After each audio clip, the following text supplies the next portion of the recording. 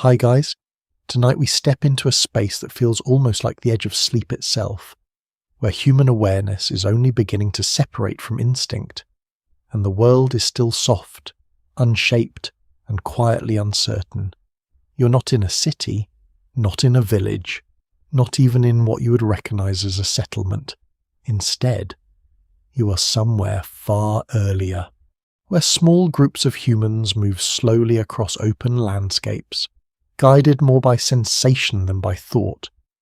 The air feels cooler here, and it carries the faint scent of earth after rain, mixed with smoke that never fully disappears from their simple fires. So, before you get comfortable, take a moment to like the video and subscribe, but only if you genuinely enjoy what I do here. And if you're still awake enough, leave a comment with the place you're watching from and what time it is for you right now. Now, dim the lights. You begin to notice how quiet everything is. Not silent, but deeply unstructured. Like the world has not yet learned how to speak in organized patterns. Early humans in this time are still learning what attention means. Their minds are shaped by survival. Yes, but something else is quietly forming beneath that survival layer. A slow awareness that does not just react, but observes. A mainstream historical fact is that early Homo sapiens, emerging roughly 300,000 years ago, gradually developed larger and more complex brains compared to earlier hominin species, allowing for improved memory, planning, and social coordination. But here, in this early atmosphere, those abilities are not yet fully expressed as we would understand them. They appear in fragments, a glance held a little longer, a hesitation before movement, a recognition of pattern in the rustling grass. You walk beside them without being seen. Bare feet press into soft soil, and each step sends a faint vibration through the ground. The temperature shifts slightly as the sun rises higher, warming the backs of their bodies while their faces remain cool in the lingering morning shade. You notice how their attention constantly drifts, not because they are distracted, but because attention itself is still being invented. A quirky historical tidbit often mentioned by paleoanthropologists is that early humans likely spent a significant portion of their waking hours simply scanning their environment, not unlike modern people scrolling through information, except every detail was physical, immediate, and tied directly to survival. A moving shadow could mean safety or danger. A broken branch could mean another presence nearby. Everything mattered, but nothing was yet categorized in a stable mental framework. You see one of them pause near a cluster of stones. They do not think in words the way you do, but something like recognition passes through them, a shape that feels familiar, a pattern remembered from before. They bend down slowly, touch the stone, and turn it slightly in their hand. It is not yet a tool, not yet an idea, but it is becoming something more than just an object. Scholars remain divided on whether this early cognitive shift was driven primarily by environmental pressure, such as climate variability, or by internal neurological development that gradually increased abstract thinking capacity. You feel that uncertainty here. It is not a question being asked aloud. It is a question embedded in every small action around you. The group moves together across the landscape. Their communication is soft, almost invisible. A shift in posture, a change in direction, a brief sound that carries more meaning than sound alone should be able to hold. Language, in its earliest form, is not yet fully language. It is more like shared instinct becoming slightly more precise. You notice the wind brushing through tall grass, creating waves that move like breath across the land. The sky is pale, almost washed out, and light falls evenly without dramatic contrast. Everything feels balanced between clarity and ambiguity. That is what makes this moment feel so unusual. Nothing is fully known, but nothing is completely unknown either. They stop near a small water source. The sound is gentle, continuous, almost comforting. One of them kneels, touches the water, and watches the ripples spread outward. There is no name for this behavior yet, but there is attention, and attention is the beginning of everything that will come later. You might wonder how long it took for humans to move from this kind of awareness into something more structured, something closer to thought as we know it today. But in this moment, time does not feel like a line. It feels more like a slow, unfolding presence. Each second does not replace the last, it layers over it. A faint warmth spreads across the ground as the sun continues rising. The group begins to move again, not in a straight path, but in a way that feels responsive to the environment. You notice how they read terrain without consciously naming it. A slope suggests caution. A clearing suggests rest. A cluster of trees suggests shelter. These interpretations exist before language formalizes them. You walk with them further, and you begin to sense something subtle forming beneath everything. Not intelligence in the modern sense, but awareness becoming self-referential. The moment where perception begins to notice that it is perceiving, it is faint, almost imperceptible, like the first hint of dawn before the sky changes colour. And as you remain here, in this earliest layer of human experience, you realise that what separates this world from yours is not technology, not tools, not even language. It is the gradual awakening of reflection itself, the quiet emergence of a mind that can observe its own existence, even if only in the smallest, most fragile way. You move forward without a clear sense of distance, as if the landscape itself is unfolding around your attention, rather than being travelled through step by step. The early world is still here, still unrefined in its structure, but something subtle has changed. You're now closer to the moment where fire becomes not just an accident of nature, but a controlled presence in human life. The air is slightly thicker here, carrying a faint trace of smoke that no longer feels random. It lingers in the environment in a way that suggests repetition, not a single spark, but many repeated encounters with flame, slowly becoming familiar. Early humans in this stage are beginning to understand that fire is not only something to fear or avoid, but something that can be guided. A mainstream historical fact is that evidence from archaeological sites such as Wonderwerk Cave in South Africa suggests controlled use of fire by early humans, possibly as far back as 1 million years ago. Although the consistency and sophistication of this control remain widely debated, in this moment, that debate feels very alive. You're not looking at mastery, you are looking at learning. You see a small group gathered near a shallow depression in the ground. Embers glow faintly, protected by stones arranged in a loose circle. The fire is not large. It does not dominate the environment. Instead, it feels fragile, as if it could disappear with a single gust of wind. And yet it persists, carefully tended by hands that are still learning its behaviour.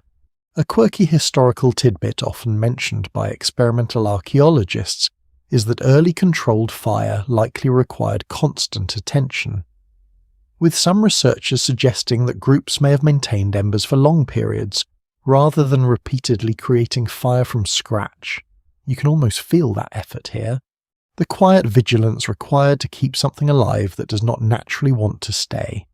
The warmth is immediate as you step closer. It spreads across skin and clothing, changing the way the body perceives space. Night, when it comes, will no longer be complete darkness. It will now have a centre, a focus, a point around which awareness gathers. You notice how the group behaves differently around the fire. Movements are slower, more deliberate. People sit closer together, not because they must, but because the warmth draws them inward. There is an early form of social structure forming here, not through rules, but through shared comfort. Scholars remain divided on whether fire control was primarily a technological breakthrough or a cognitive catalyst that accelerated other forms of thinking. including cooperation and planning. You can feel both interpretations at once. The fire is practical. Yes, it cooks food, it provides heat, but it also changes attention itself. You watch as one individual places a small piece of food near the edge of the embers. The transformation is subtle. The smell shifts. The texture changes. This is not yet cuisine. It is discovery. A quiet realization that nature can be altered in ways that improve survival. The night sky begins to fade into memory as the firelight grows stronger. Shadows move in soft, unpredictable rhythms across faces and ground. In this flickering environment, visual perception becomes less stable, but imagination becomes more active. You can almost sense the beginning of storytelling here, not in words, but in shared gaze and reaction. A mainstream historical interpretation suggests that fire may have extended human social activity into nighttime hours, allowing for longer periods of communication and bonding. But in this moment, it feels less like extension and more like transformation. Time itself is no longer strictly governed by daylight. You sit with them, and the soundscape changes. Insects continue their distant rhythm, but now they're joined by the soft crackle of burning wood. Occasionally, a log shifts, releasing a brief spark that rises and disappears into the air. Each sound feels amplified in the quiet darkness. You notice how faces become more readable in firelight. Expressions that were once lost in shadow now appear in partial illumination. This may be one of the earliest conditions where emotional awareness begins to deepen, where humans start to interpret not only actions, but the subtle meanings behind them. A small debate unfolds within the group. It is not verbal in the modern sense, but it is clearly communicative. Gestures, pauses, and shared attention guide the exchange. Scholars continue to question when structured decision-making first emerged in human groups, but here you can feel its early form taking shape. Not authority, not hierarchy, something more fluid, something negotiated in real time. You lean closer to the fire, and the heat is steady now, no longer uncertain. The group seems calmer here, as if the world beyond the circle has temporarily softened. Outside the light, the landscape remains vast and unknown, but inside it, there is safety. And perhaps this is the quiet revolution you were meant to notice. Not just fire itself, but what fire allows. Time that stretches, attention that lingers, conversation that deepens, a shared center of existence that holds people together even when everything else is shifting.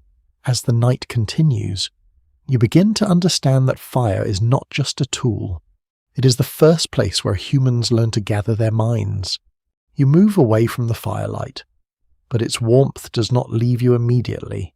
It lingers in your perception, as if the body has learned a new definition of comfort that the surrounding darkness cannot fully erase.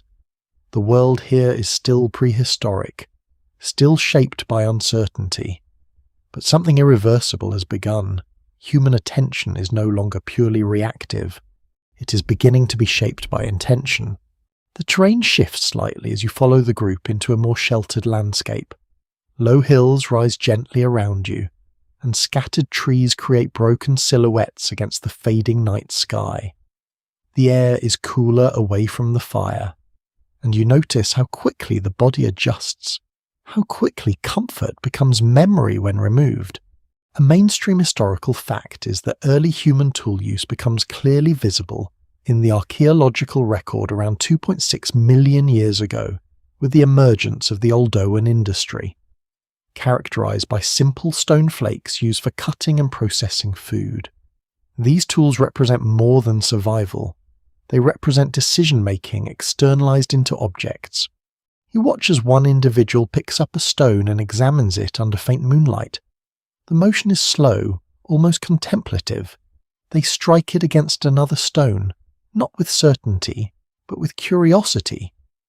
A fragment breaks away, sharp, unexpectedly precise.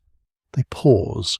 There is no celebration, no language to frame the discovery, only attention sharpening around consequence. A quirky historical tidbit often mentioned by experimental archaeologists is that early stone tool production likely involved a high degree of trial and error, with many flakes produced accidentally before their practical usefulness was recognized. You can feel that uncertainty here, as if every action carries equal potential to become meaningful or meaningless. Scholars remain divided on whether tool use emerged primarily from cognitive foresight or from repeated accidental discoveries reinforced by survival benefits. In this moment, both possibilities feel true. The stone in their hand is both accident and intention at the same time. You notice how the group begins to shift behavior around these newly shaped stones. They are not yet formal tools in a structured sense, but they are no longer ordinary objects. They are kept, carried, returned to. This is the beginning of something subtle but profound, memory attached to material. The environment around you grows quieter. The fire is now distant, a soft glow on the horizon. Here, sound becomes more natural again, wind moving through grass, occasional animal movement in the distance, the faint rhythm of nocturnal life continuing without awareness of human presence. You crouch beside them as they sit on the ground, working carefully with stone and bone. Their hands are steady in a way that suggests repetition, even if the knowledge is still new. Each movement builds on the last, each attempt informs the next. There is learning here, but it is not yet formalized. It exists in action rather than explanation. A mainstream historical interpretation suggests that early toolmaking may have played a critical role in shaping human cognitive evolution by encouraging planning, spatial reasoning, and cause and effect understanding. But standing here, it feels less like evolution as a concept and more like quiet accumulation. Small improvements layered over countless days. You notice the texture of the ground beneath you, packed earth mixed with small stones, slightly damp in places where morning dew begins to form. The temperature is slowly shifting again, signalling the approach of dawn. The sky lightens just enough to separate forms from shadow. One of them tests a newly shaped edge against a piece of plant material. The result is immediate, clean separation, a function discovered, not designed. There's a pause among the group, subtle but noticeable. Attention gathers around the object, not worship, not abstraction, but recognition. Scholars continue to debate whether early toolmaking should be considered the beginning of technology or simply an extension of natural behavior. The boundary is unclear here. What matters is not classification, but effect. The world becomes slightly easier to manipulate. You begin to sense how this changes everything that comes after. Once an object can hold intention, memory no longer has to exist only in the mind. It can exist in the world. A stone remembers a cut. A shape remembers a purpose. This is the earliest form of external thinking. As dawn approaches, the group begins to move again. Their path is not random, but it is not fully planned either. It follows resources, familiarity, and subtle environmental cues that you can only partially interpret. You're witnessing cognition in motion, still fluid, still forming. The light grows stronger, soft gold spreading across the landscape, shadows shorten. The fire is no longer visible, but its influence remains in how the group gathers, how they share space, how they pause and think together. And as you continue walking with them, you realize something quiet and important. Fire changed where humans gather.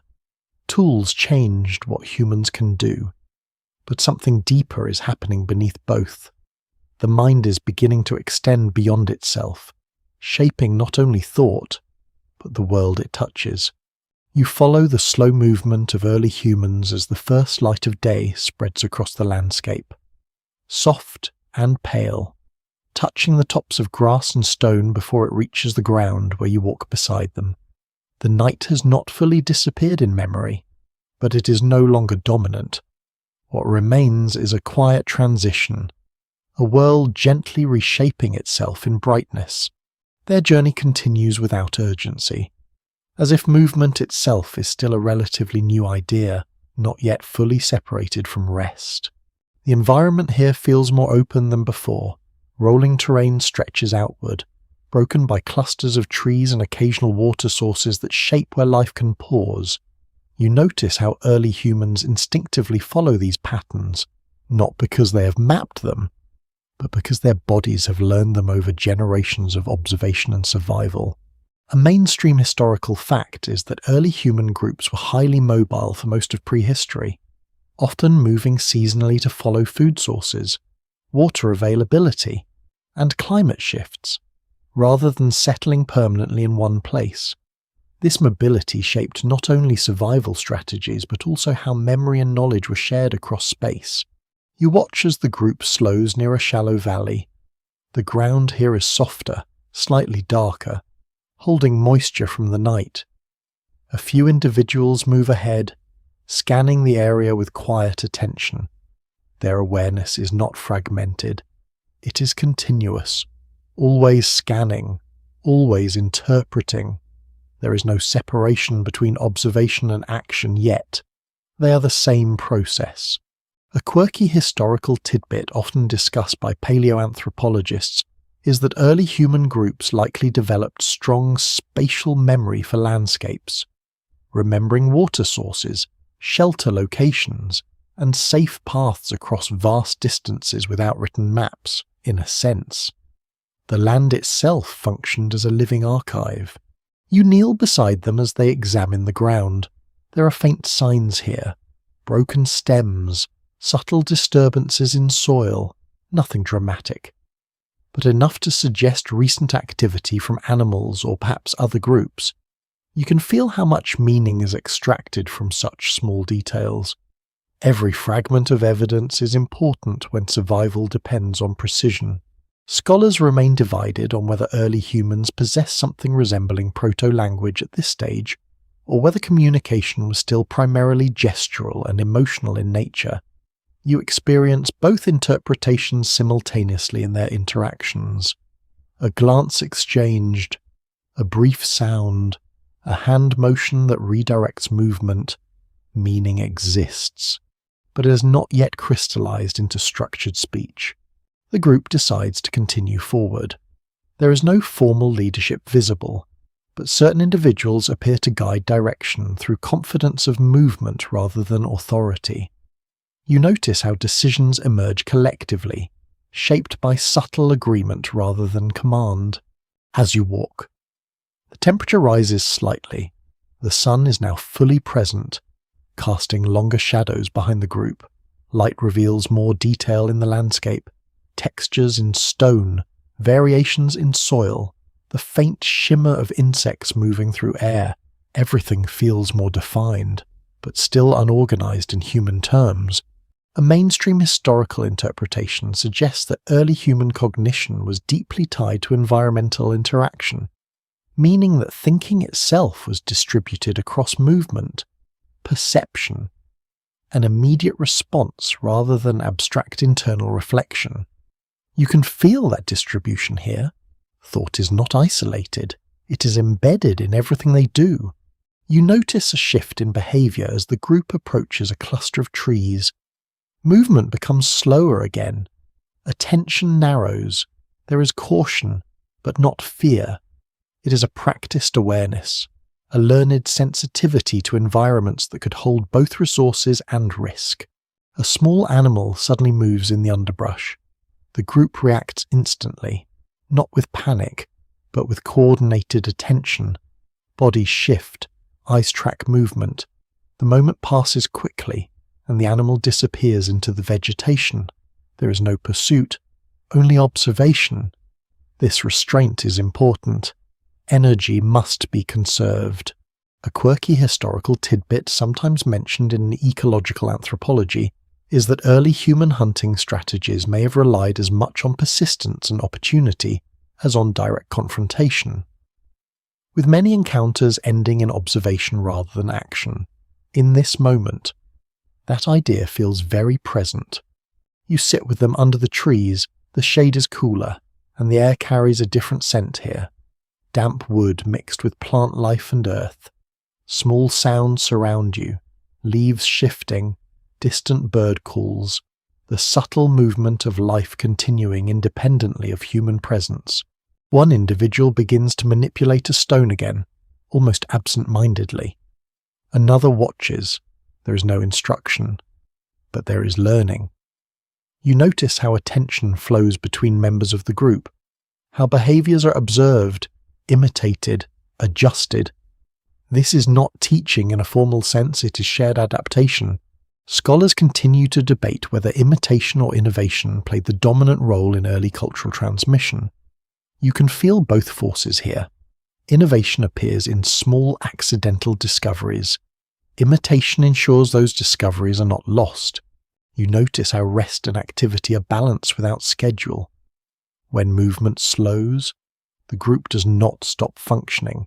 It simply shifts into quieter forms of awareness, sitting, watching, processing the environment without urgency.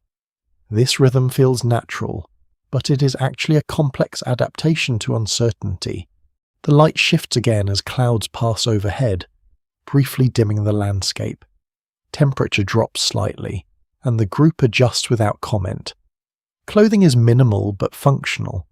Materials are chosen based on availability rather than design, yet they still provide protection. You notice how even simplicity carries intelligence. A mainstream historical fact is that early humans likely used a combination of scavenging and opportunistic hunting to obtain food before the development of fully organized hunting strategies.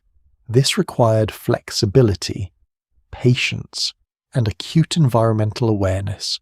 You watch as they begin to move again, leaving the shaded area and returning to open ground. The journey continues without clear destination, guided by patterns that exist in memory and instinct more than deliberate planning, and as you follow them, you begin to understand something subtle about this stage of human existence. Survival is not just about strength or speed.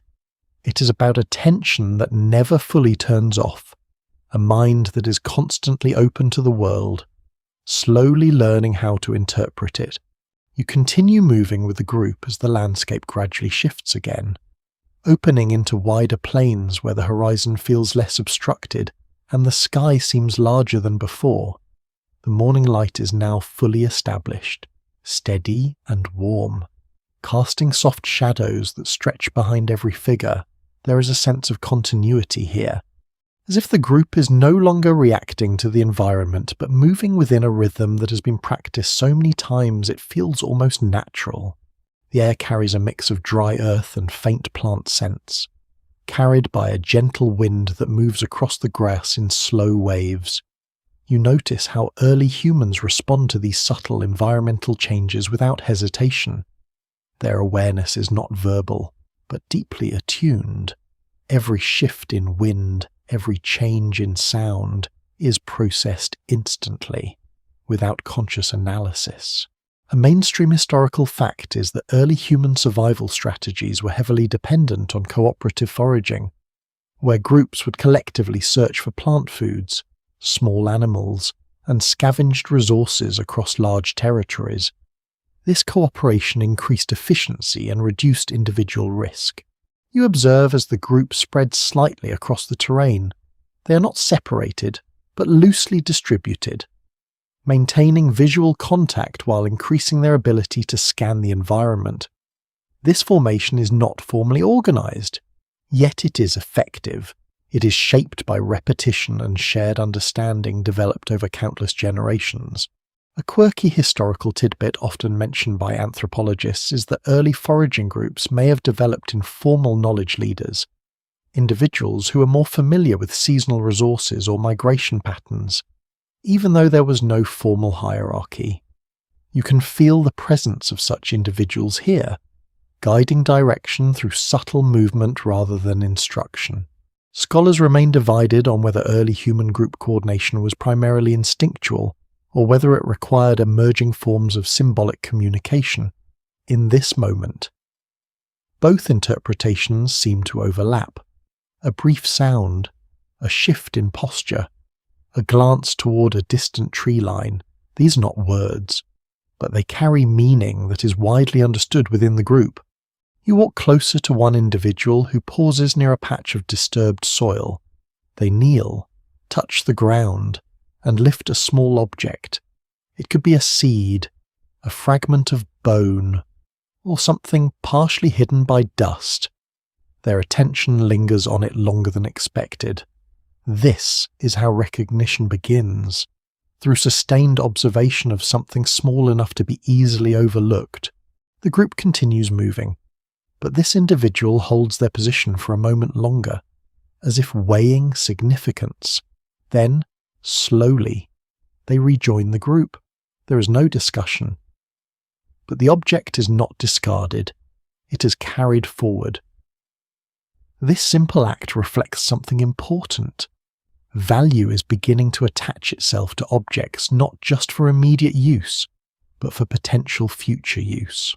A mainstream historical interpretation suggests that early cognitive evolution increasingly favored individuals who could anticipate future needs and store useful items accordingly. Even in simple forms, this capacity represents a major shift from immediate survival toward delayed planning. You notice how the terrain becomes slightly more varied again. Small dips in the ground collect moisture, while raised areas remain dry and firm. The group navigates this without hesitation, adjusting their path fluidly. There are no maps, no markers, but there is memory embedded in movement. The land is known through repeated experience rather than recorded information. The sun climbs higher, and heat begins to build gently across exposed skin. You feel how the group subtly adjust their pace, slowing slightly during warmer moments and quickening when shade appears. This responsiveness is continuous and unconscious, a form of environmental intelligence that is deeply embodied. A quirky historical tidbit often discussed in environmental anthropology is that early humans likely had an exceptionally high level of sensory awareness compared to modern populations, as survival depended on detecting subtle cues such as distant movement, faint sounds, or changes in animal behavior. You can sense that heightened awareness here, almost like a constant quiet alertness. Scholars continue to debate whether this heightened sensory sensitivity was biological, cultural, or a combination of both. Some suggest that modern humans have not lost it entirely, but rather suppressed it under layers of technological insulation. In this environment, nothing is suppressed, everything is active. You notice a shift in the group's direction as they approach a low ridge overlooking a broader valley. Movement slows again. Individuals pause at intervals, scanning the area below. The valley is open, with scattered vegetation and a faint watercourse running through it. This is a place of opportunity, but also uncertainty. One member steps slightly ahead, then stops. The group watches. There is no spoken instruction. But a shared evaluation is taking place. The decision to descend is not immediate. It emerges gradually. As attention cycles through observation and interpretation, a mainstream historical fact is that early human settlement choices were strongly influenced by access to water sources, availability of food, and natural shelter, often favouring transitional landscapes such as river valleys and open woodland edges. These areas provided both resources and visibility. You follow them as they begin the descent. The ground becomes softer, and small stones shift underfoot. Dust rises briefly with each step, then settles quickly in the still air. The sound of movement is minimal, but present enough to create a subtle rhythm that accompanies the group's progress. As you descend, You notice how perception changes with elevation. The valley opens slowly, revealing more detail with each step. Trees cluster near water, while open spaces stretch outward in uneven patterns.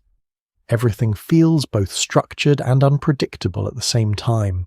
A quirky historical tidbit often mentioned by archaeologists is that early human groups may have revisited certain favourable locations repeatedly over generations, creating layers of occupation that are difficult to distinguish individually in the archaeological record.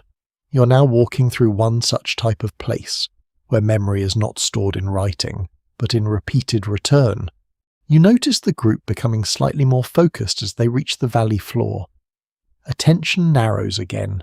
The environment here offers resources, but also requires careful reading.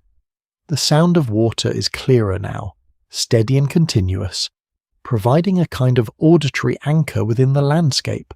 Scholars remain divided on whether early humans first settled in valleys permanently or used them seasonally as part of a broader migratory cycle. You can feel both possibilities coexisting. Nothing here is fixed, everything is adaptive. The group slows near the watercourse. Some kneel to drink, others scan the surroundings while remaining alert. Even rest is partial. There is no full relaxation, only degrees of safety. You sit beside them, observing how even simple actions like drinking are embedded within constant awareness of environment. A mainstream historical interpretation suggests that water access points often functioned as social convergence zones in early human life, bringing multiple groups into indirect or direct contact, which may have contributed to knowledge exchange and cultural diffusion. You remain with them as the valley quiets slightly, the wind softening as it moves through vegetation. The day continues, steady and unbroken, and you begin to see how each movement, each pause, each decision is part of a larger pattern that is still forming in human history, and as you walk beside them, you understand that survival here is not just about finding resources. It is about learning how to read a world that is constantly speaking in small, quiet signals. You remain in the valley as the morning continues to mature into a steady day, and the group settles into a slower rhythm that feels less like travel and more like occupation. The landscape here is quieter than the open plains above, sheltered by gentle rises that soften the wind and hold warmth in the air. Light filters through scattered trees in uneven patches, creating a shifting pattern on the ground that moves almost like breathing. You notice how early humans treat this space differently. It is not a permanent settlement in any modern sense, but it carries familiarity. They have been here before, and the land reflects that memory through small, repeated interactions. Paths are lightly marked, not carved, but suggested by repetition of footsteps over time. Archaeological evidence suggests that valley environments like this often served as seasonal gathering zones for early human groups, offering predictable access to water, plant foods, and game movement corridors. These places were not owned, but returned to, again and again, across generations. You watch as one individual moves toward the watercourse with practiced ease. The water is shallow here, moving gently over stones that glint faintly in the light. They crouch, drink carefully, and pause as if listening to the sound itself. Around them, others spread into loosely organized positions, maintaining awareness while resting. A lesser-known observation from experimental archaeology proposes that early human groups may have developed what could be called shared environmental memory, where knowledge of safe locations and seasonal resources was distributed across individuals rather than stored in any single mind. You can feel that idea in motion here, as no one person holds the full map, yet the group behaves as if the map exists. The air carries a cool freshness near the water, mixed with the earthy scent of damp soil and crushed vegetation. You kneel beside them, noticing how small details dominate perception. The sound of insects near the grass, the occasional movement of birds overhead, the soft shifting of bodies adjusting to rest. You begin to see how attention operates differently in this world. It is not divided into tasks the way modern life separates thinking, doing, and resting. Instead, it flows continuously, adjusting intensity depending on immediate conditions. Even stillness is active. One individual begins collecting small plants near the edge of the water. Their movements are deliberate, but not hurried. They inspect each stem before deciding whether to keep it. There is no formal classification system, but there is recognition. Experience has taught them what is useful, what is edible, what is not. Research in behavioral anthropology often points out that early foraging knowledge was likely highly localized, with groups developing intimate familiarity with specific plant cycles in their environment. This knowledge would have been passed gradually through observation and repetition rather than structured teaching. You notice a quiet interaction between two members of the group, a small gesture toward a cluster of trees, followed by a pause and a shift in direction. No words are exchanged, yet meaning is clearly understood. Communication here exists in layers that are not fully separable from movement itself. There is ongoing debate among linguists and cognitive scientists about when symbolic language first emerged in human evolution. Some interpretations suggest it arose gradually from gesture systems, while others propose a more sudden neurological threshold. In this moment, you can sense both possibilities coexisting. Meaning is present, but still fluid. The group begins to reposition slightly, moving away from the water's edge into a more shaded area beneath trees. The temperature rises subtly as the sun continues its ascent, and the shade offers relief without disrupting awareness. You follow them, noticing how comfort and caution always exist together. The ground here is softer, covered in a thin layer of fallen leaves and organic matter that dampens sound. Each step becomes quieter, almost absorbed by the earth. This quietness changes perception. Movement feels less separate from environment, more integrated into it. A small animal darts briefly between roots and disappears. The group does not react strongly, only a few heads turn. This restraint reflects familiarity rather than fear. The environment is not constantly threatening, but it is always being read. Some studies in primate behavior suggest that early human ancestors may have inherited a baseline alertness from earlier evolutionary stages, which gradually became more refined as cognitive flexibility increased.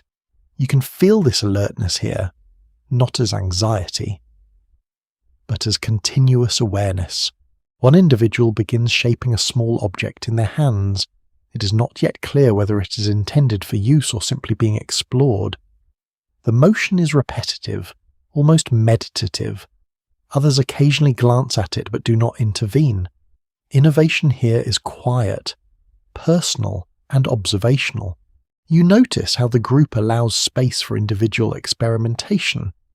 There is no enforcement of uniform behavior, yet cohesion remains strong. This balance between individuality and collective survival is delicate, and it depends entirely on shared understanding rather than formal rules. A widely accepted interpretation in paleoanthropology is that increasing cognitive complexity in early humans was closely linked to the expansion of social networks, requiring enhanced memory, empathy, and cooperation. You see that reflected in every small interaction here. The light shifts again as clouds pass overhead, softening the brightness of the valley. Colours become slightly muted, and shadows lose their sharpness. The group adjusts without comment, continuing their quiet activities. Time here feels less segmented and more continuous, as if the environment itself sets the pace. You sit with them as they rest, not fully inactive, but in a reduced state of alertness.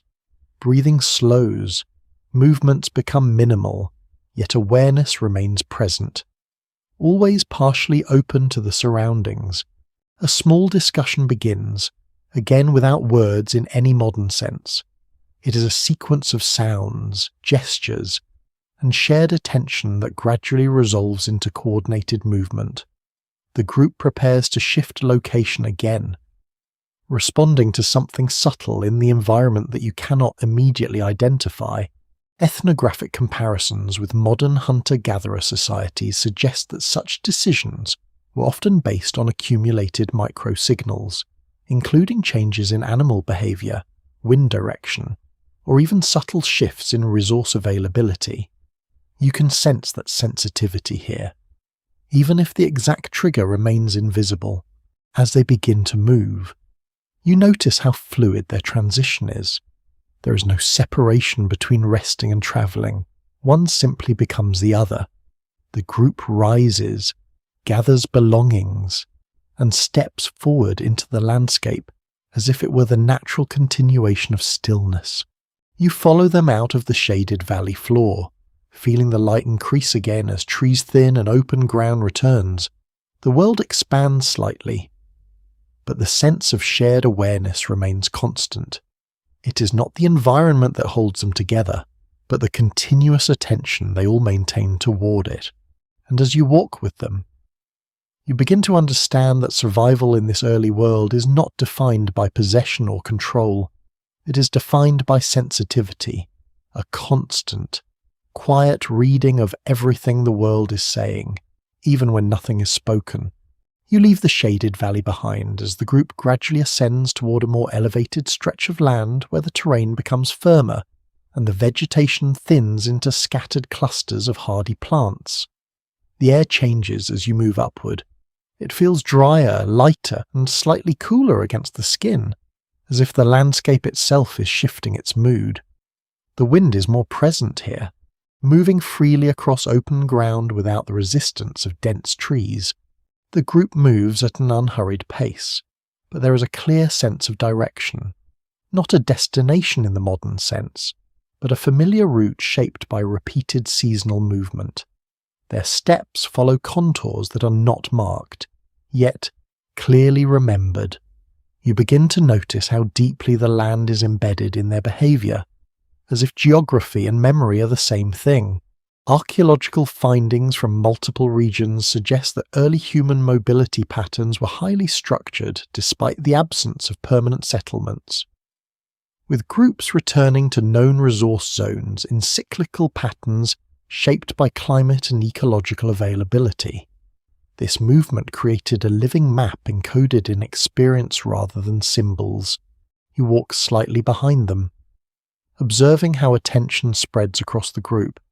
No one appears to lead in an obvious way, yet movement remains coordinated.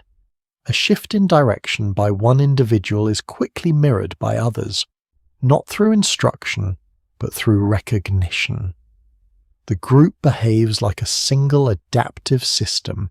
A lesser-known insight from cognitive archaeology proposes that this kind of distributed decision-making may have been a key factor in early human resilience, allowing flexible responses to environmental uncertainty without centralized authority. You can feel that flexibility here in every subtle adjustment of pace and direction. The ground beneath you becomes rockier, and small stones crunch softly underfoot. Occasional patches of dry grass sway in the wind, producing a faint rustling sound that fills the otherwise open silence. The soundscape is minimal but continuous, and your awareness begins to tune itself to it.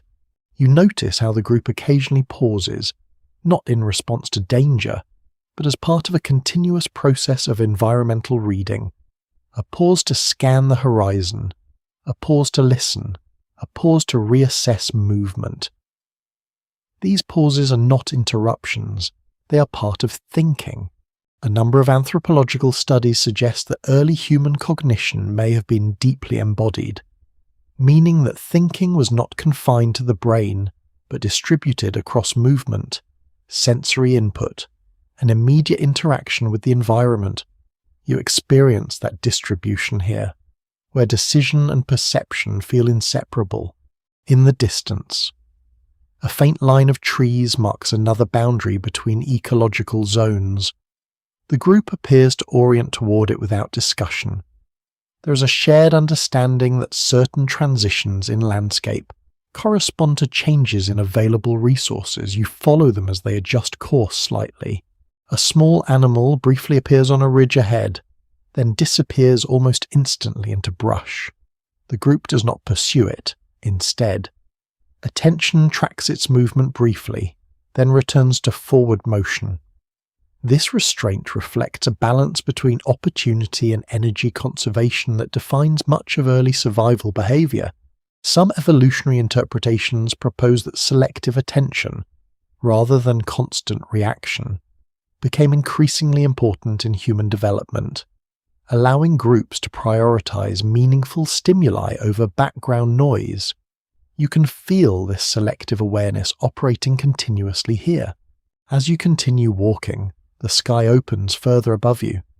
Clouds drift slowly across a pale blue expanse, casting soft moving shadows on the land. The interplay of light and shadow creates a shifting texture across the terrain, and you notice how the group subtly adjusts to these changes without conscious coordination. One individual pauses near a cluster of stones that protrude slightly from the ground. They crouch and examine the arrangement, turning one stone slightly. The others continue moving for a few steps, then slow, allowing space for observation. Eventually, the group reunites without disruption. There is no urgency in regrouping. Cohesion is assumed. A mainstream archaeological interpretation suggests that early humans often relied on natural landmarks such as rock formations, tree clusters, and elevation changes for navigation. Long before the development of formal mapping systems, these features functioned as environmental anchors within memory. You kneel beside them briefly, noticing how texture becomes a form of information. The roughness of stone, the dryness of exposed soil, the faint smell of mineral dust in the air. These sensory inputs are not separate from understanding. They are understanding. There is ongoing academic discussion about whether early humans developed something akin to spatial cognition maps in the brain, allowing them to mentally represent landscapes without visual aids.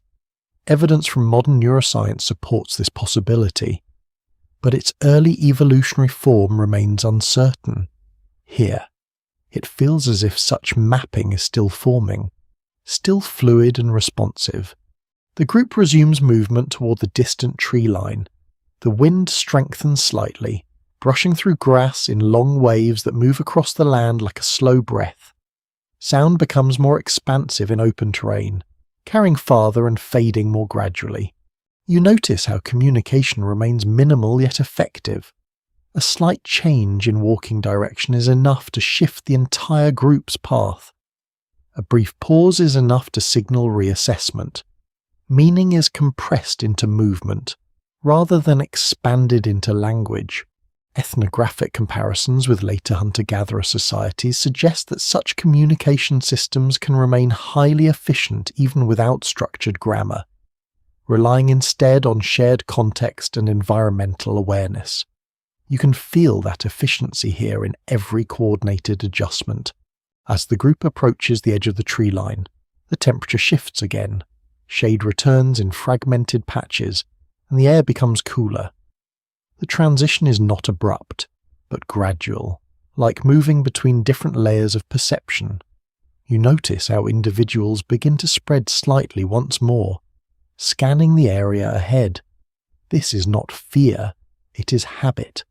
A learned attentiveness to transitional zones where resources and risks often intersect. Movement slows, and observation increases. A small stream becomes visible ahead, cutting through the terrain in a thin reflective line. The sound of water is faint but steady, a grounding presence within the shifting environment. The group naturally orients toward it without discussion. Some researchers propose that water sources played a central role in shaping early human settlement behavior, acting as recurring focal points in both migration and temporary occupation patterns. You see that principle expressed here in simple, unspoken movement. You sit near the edge of the group as they approach the stream, watching how each individual interacts with the environment in slightly different ways. Some drink, some observe, some remain alert. All actions coexist without contradiction. And as you remain with them in this transitional landscape, you begin to understand that early human intelligence is not defined by invention alone. It is defined by continuity. A continuous reading of the world that never fully stops. Even in moments of rest, you remain near the stream as the group settles into a brief period of reduced movement, not as full rest, but as a softened state of awareness where survival tasks and environmental observation blend together. The water flows steadily beside you, its surface catching fragments of light that shift as the wind moves across it. The sound is consistent and grounding, almost like a natural metronome that organizes attention without effort. The air here feels slightly more humid, carrying the scent of wet stone and plant life. You notice how early humans instinctively position themselves within reach of water, but not directly exposed to its edges. This balance suggests an inherited caution shaped by repeated experience rather than explicit knowledge. Archaeological interpretations of early settlement patterns often highlight rivers and streams as central features in human mobility networks, serving not only as water sources but also as natural corridors that guided movement across landscapes. You can feel that guiding presence here, subtle but persistent. You sit beside them as one individual begins to clean their hands in the shallow water. The motion is slow and deliberate. Another watches, then imitates the action moments later. There is no instruction, only observation followed by repetition. This is how behavior spreads in this world, through quiet recognition rather than explanation. A lesser-known insight from behavioral ecology suggests that early humans likely developed strong tendencies for observational learning, where even small beneficial actions could quickly propagate through a group without formal teaching structures. You're witnessing that process in real time. The group remains loosely arranged along the bank. Some crouch, some sit. Some remain standing and scanning the surroundings, even in stillness. There is no complete relaxation. Awareness remains distributed, always partially directed outward. You notice small movements in the water. Fish or aquatic life briefly visible before disappearing beneath the surface. One individual tracks the movement but does not act on it. Energy is conserved. Action is selective. This restraint is a consistent feature of survival in this environment. Some anthropological studies propose that early human foraging strategies were shaped as much by patience as by skill. With successful groups, often those that could wait for optimal opportunities, rather than react impulsively to every stimulus. You feel that patience embedded in the group's behavior here. The surrounding vegetation thickens slightly as it approaches the water's edge. Reeds and low plants bend gently with the breeze, creating shifting patterns of movement that mirror the flow of the stream itself. The landscape feels synchronized, as if everything is responding to a shared rhythm. You notice how attention in the group subtly rotates at any given moment. Different individuals are more alert while others are more relaxed, creating a continuous cycle of shared vigilance. No one appears to carry full responsibility alone. Awareness is distributed across the group like a living system.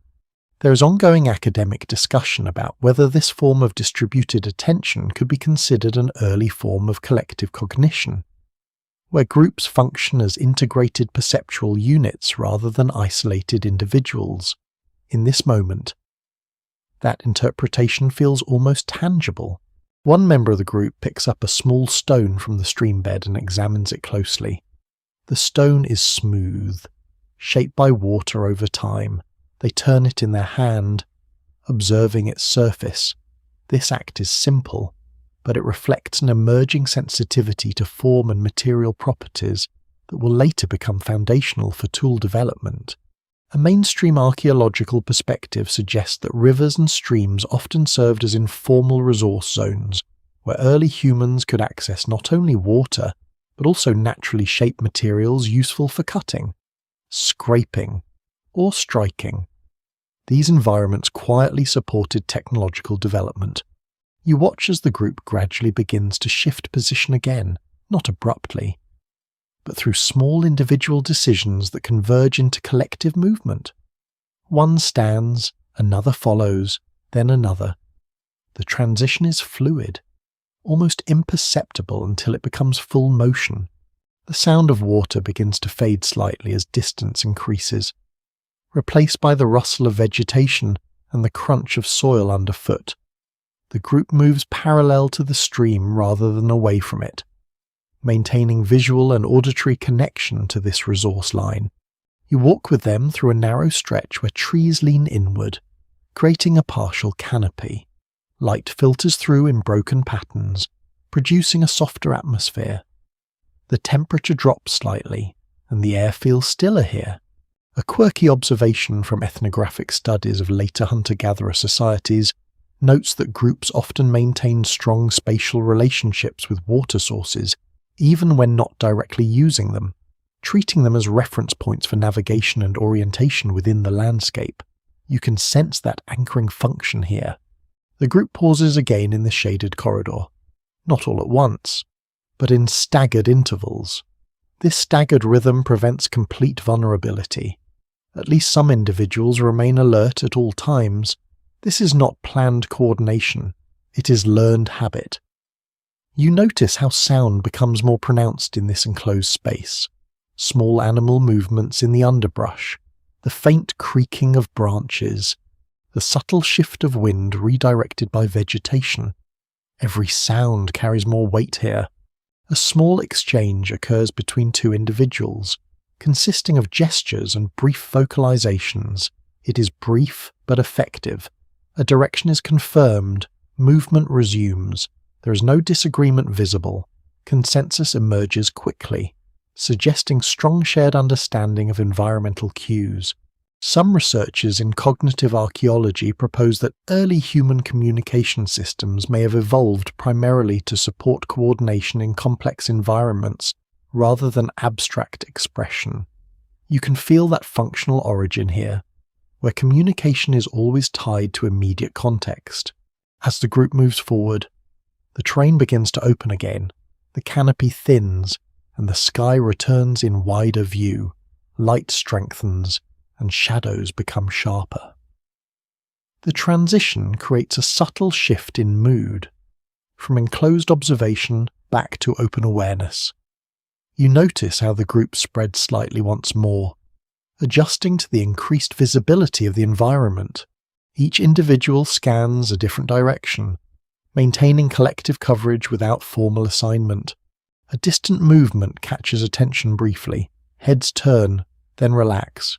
It's not a threat. Only another animal moving through its own path. The moment passes quickly, leaving the group unchanged but momentarily more alert. A mainstream interpretation in evolutionary anthropology suggests that early human survival depended heavily on this kind of rapid threat assessment, combined with quick return to baseline calm. Sustained fear would have been inefficient instead. Awareness was dynamic and responsive. The group continues forward along a faint path that appears more frequently travelled than surrounding terrain. Vegetation is slightly compressed here, suggesting repeated passage over time. You begin to recognise how paths form not through design but through repetition. You walk with them into this gradually defined corridor of movement, where landscape and behaviour begin to merge into a single system of navigation and memory. Every step reinforces the next, shaping the land as much as being shaped by it.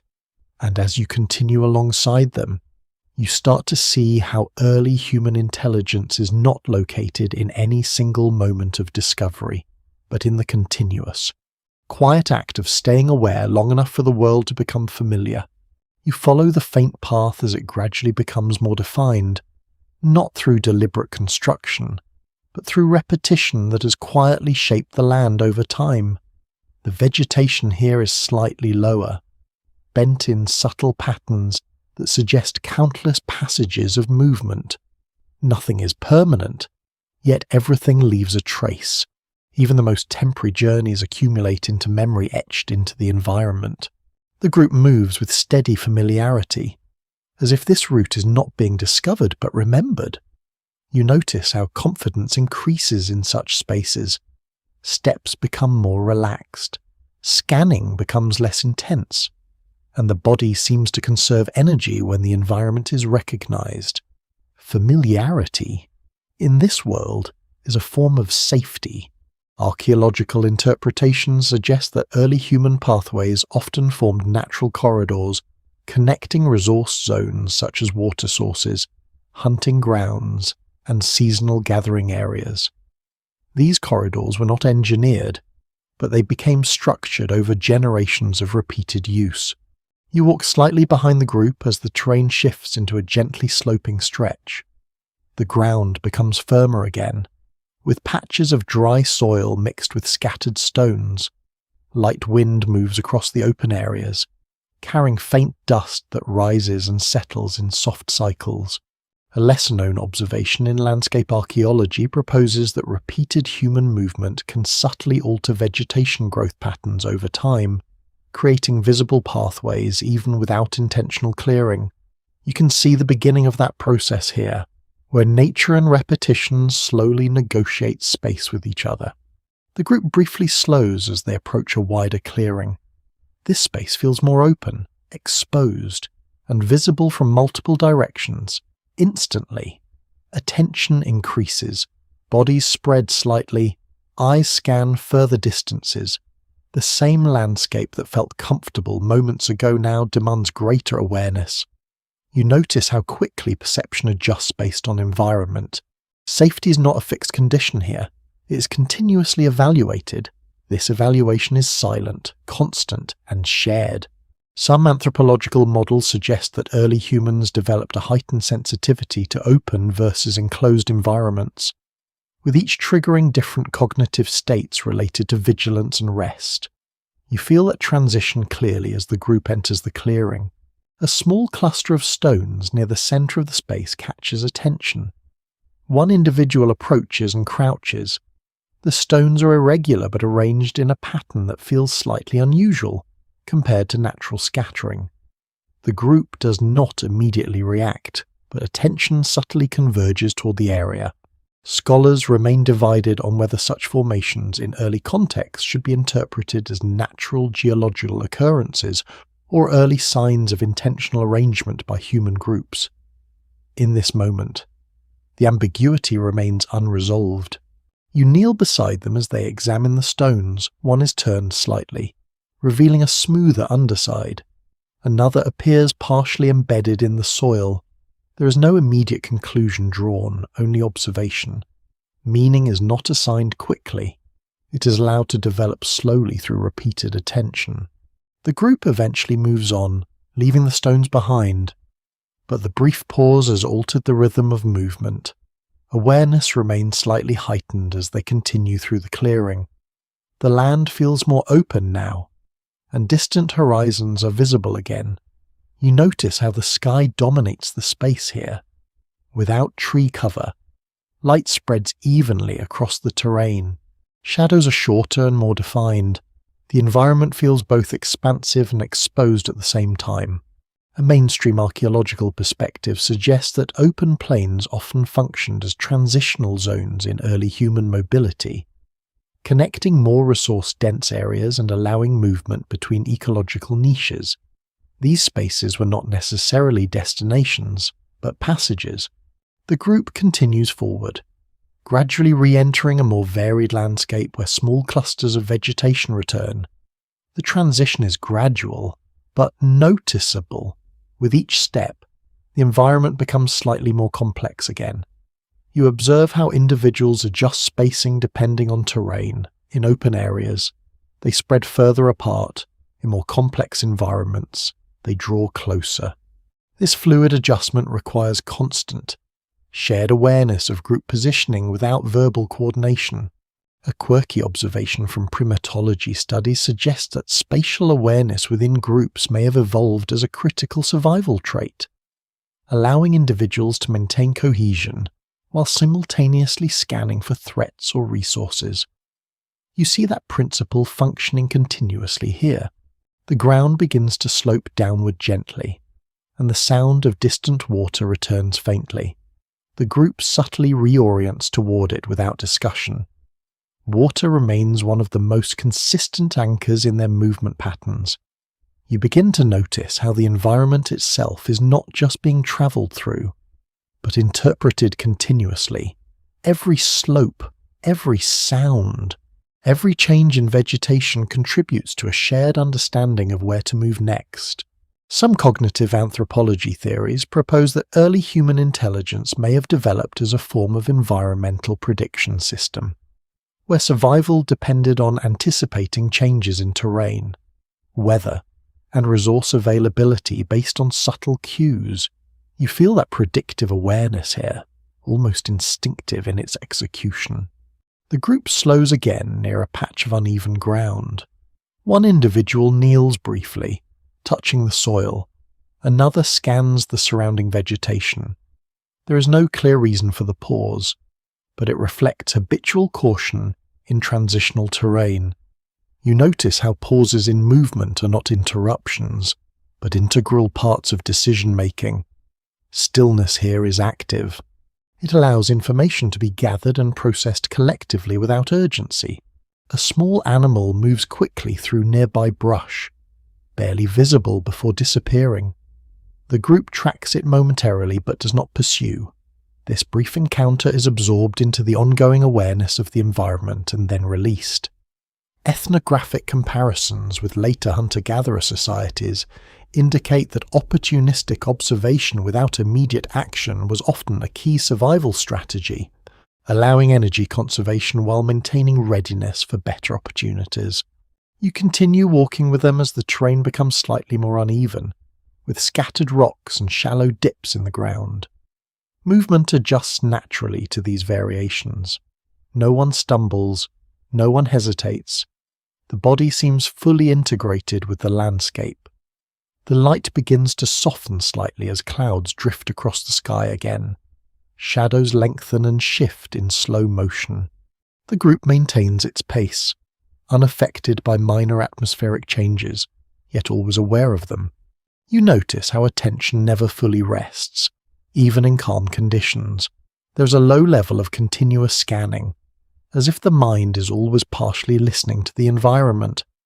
A mainstream interpretation in human evolutionary studies suggests that this baseline awareness was essential for survival in unpredictable ecosystems, where threats and opportunities could emerge at any moment. As the group approaches another water-adjacent area, movement slows again. The sound of flowing water becomes clearer. Vegetation thickens slightly. The environment transitions into a more sheltered zone. You realize that their entire journey is not linear but rhythmic, moving between openness and enclosure, alertness and rest, observation and movement. These cycles form the structure of their existence, and as you continue alongside them, you begin to understand that early human intelligence is not a single leap forward, but a continuous negotiation between the mind and the world it must constantly read. You remain beside the water as the group settles once more into a pause that feels different from the pauses before. It is not only rest, and it is not only caution. There is a quiet inwardness here, a slight thickening of attention, as if the world has become more than a set of surfaces to read. Stone, water, shadow, animal movement, sky.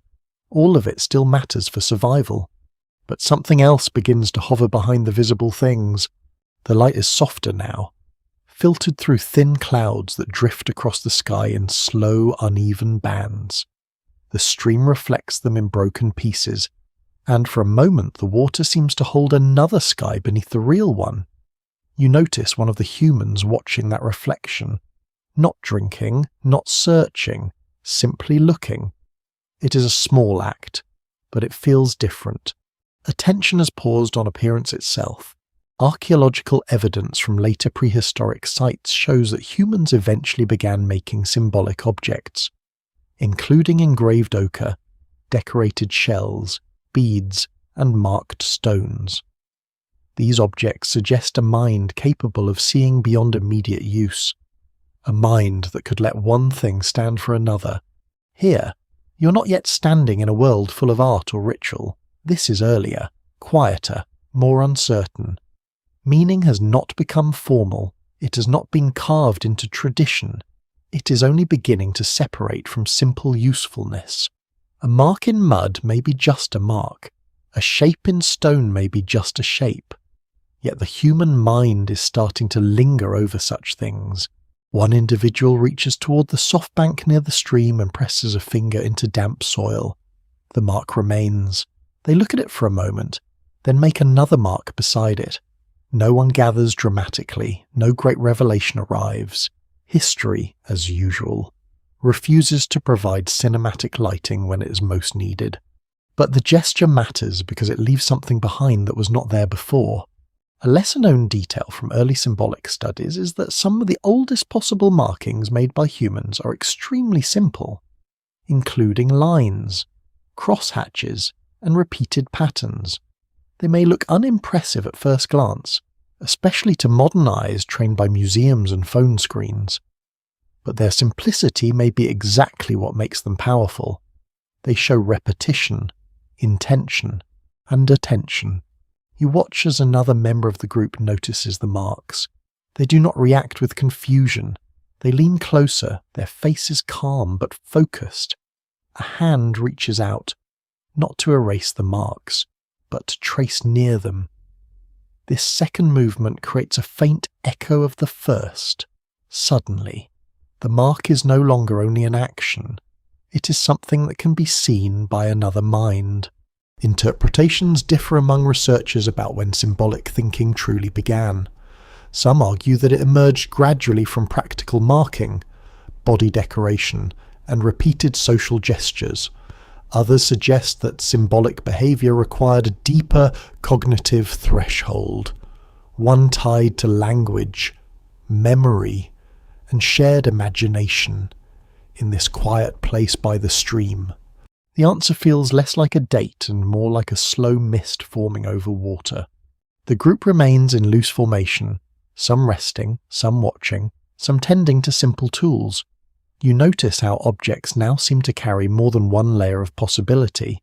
A stone can cut, yes, but it can also be chosen for colour. A shell can be empty, but it can also be kept. A line can appear accidentally, but it can also be repeated. This is the strange human doorway. Other animals notice the world with astonishing skill. They remember, imitate, cooperate, build, hunt, mourn, and solve problems in ways that should keep humans humble. But humans begin doing something unusual. They begin letting the world mean more than itself. You follow as the group moves away from the stream toward a sheltered area where pale rock surfaces rise from the earth. The stone is smooth in places, rough in others, warmed by the sun during the day, and now cooling slowly in the softer air.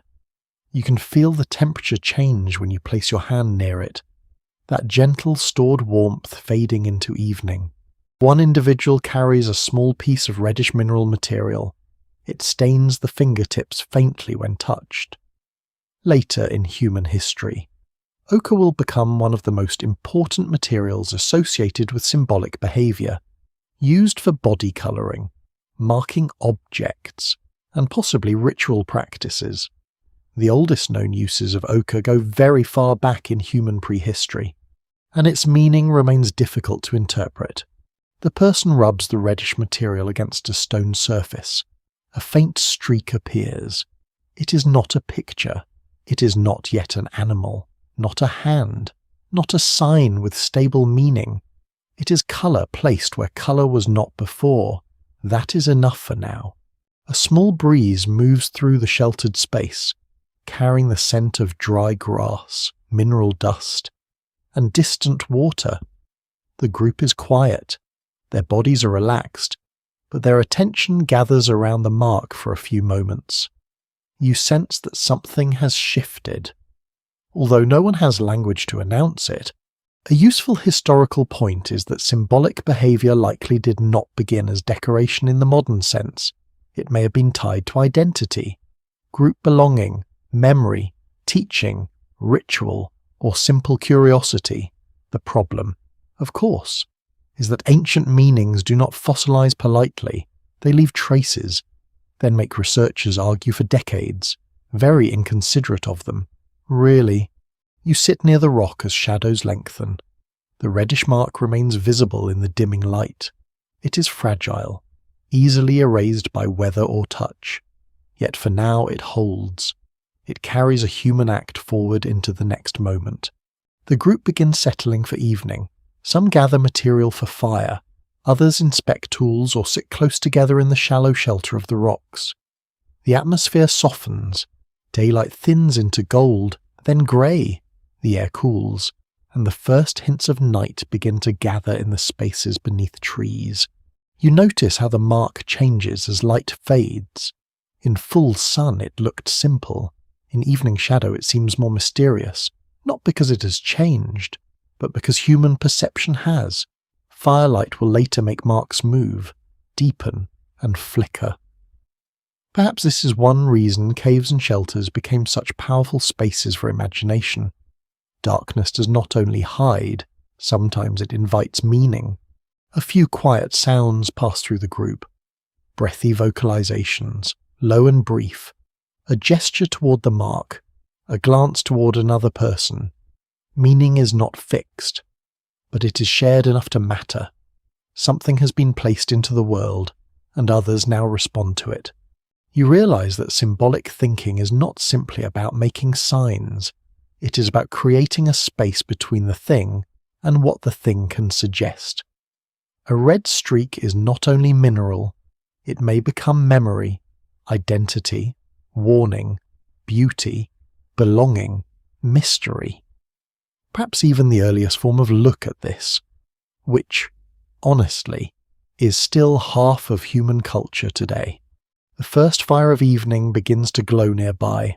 Warm light touches the rock surface, and the reddish mark seems to awaken slightly. Becoming brighter in the flicker, faces turn toward it, then away, then back again.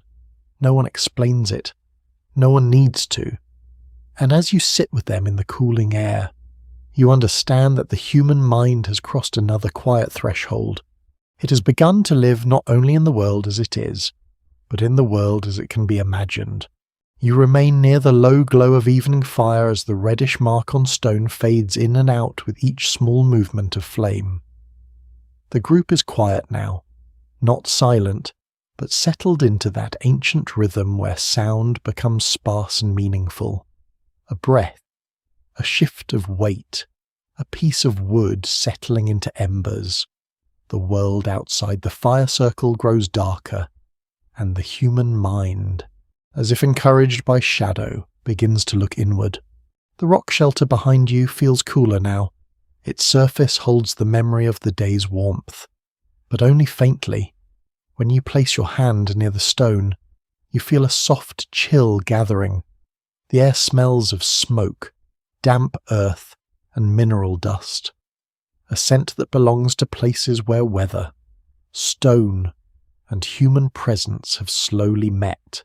You follow the group deeper into a sheltered space where the outside light thins and the walls begin to enclose sound. This is not yet the deep, famous painted cave that modern visitors imagine with guided tours, museum tickets, and someone whispering, "Please do not touch anything." It is humbler than that, narrower, rougher, but the feeling is already present. Prehistoric cave art, known from many regions of the world, shows that humans were creating images on rock surfaces tens of thousands of years ago, long before cities, farming, or writing. Some of the most famous examples, such as those in France and Spain, preserve animals, signs, handprints, and mysterious repeated patterns that still feel alive in the dimness. You step carefully over uneven ground. Small stones press beneath your feet. The floor dips slightly in places, holding colder air near the surface. The sound of the group changes inside the shelter. Every movement becomes softer but more resonant, as if the cave is listening in its own patient way. One person carries a faint ember in a protected bundle of dry material. Another holds a piece of mineral pigment. The light is weak, but enough to reveal the wall in patches. You see cracks, natural curves, bulges, and hollows in the stone. These shapes are not blank. They already suggest forms, a shoulder, a horn, the curve of an animal's back. The human eye is very good at finding patterns, sometimes too good. As anyone who has ever seen a face in a piece of toast can confirm, a small but fascinating detail is that many cave artists appear to have used the natural contours of rock walls to enhance their images. A raised surface might become the flank of a bison. A crack might become a line of movement. The wall was not just a surface, it was a partner. You watch as the person with pigment approaches the stone. Their fingers are stained dark red and brown. They rub the material against the wall first, then pause. There is no rush. The cave asks for slowness. Every movement feels careful because the mark will remain. At least for a while. Longer than breath. Longer than footsteps. Longer than the evening fire. The first line is simple. Curved. Softly uneven. It follows the stone's natural shape. Another line appears beneath it. Then another. Slowly. What was once only rock begins to hold the suggestion of an animal. Not a perfect copy, not a modern illustration, but a presence, something remembered, feared, needed, followed, and studied. Researchers are not fully agreed on why early humans made cave art. Some see it as ritual behavior connected to hunting, identity, or spiritual belief. Others suggest it may have helped teach younger members of the group about animals, movement, and memory. Still others emphasize the social power of gathering in dark places to create shared experience. The truth may not be one answer. It may be several, layered together like smoke against stone. The animal on the wall grows slowly in firelight.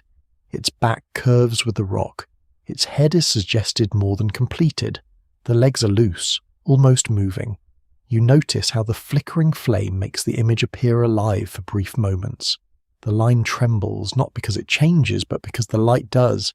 Outside, animals move through the night without knowing they have entered human imagination. They remain real, physical, dangerous, useful, independent. But here, inside the cave, they become something else as well. They become memory held in place.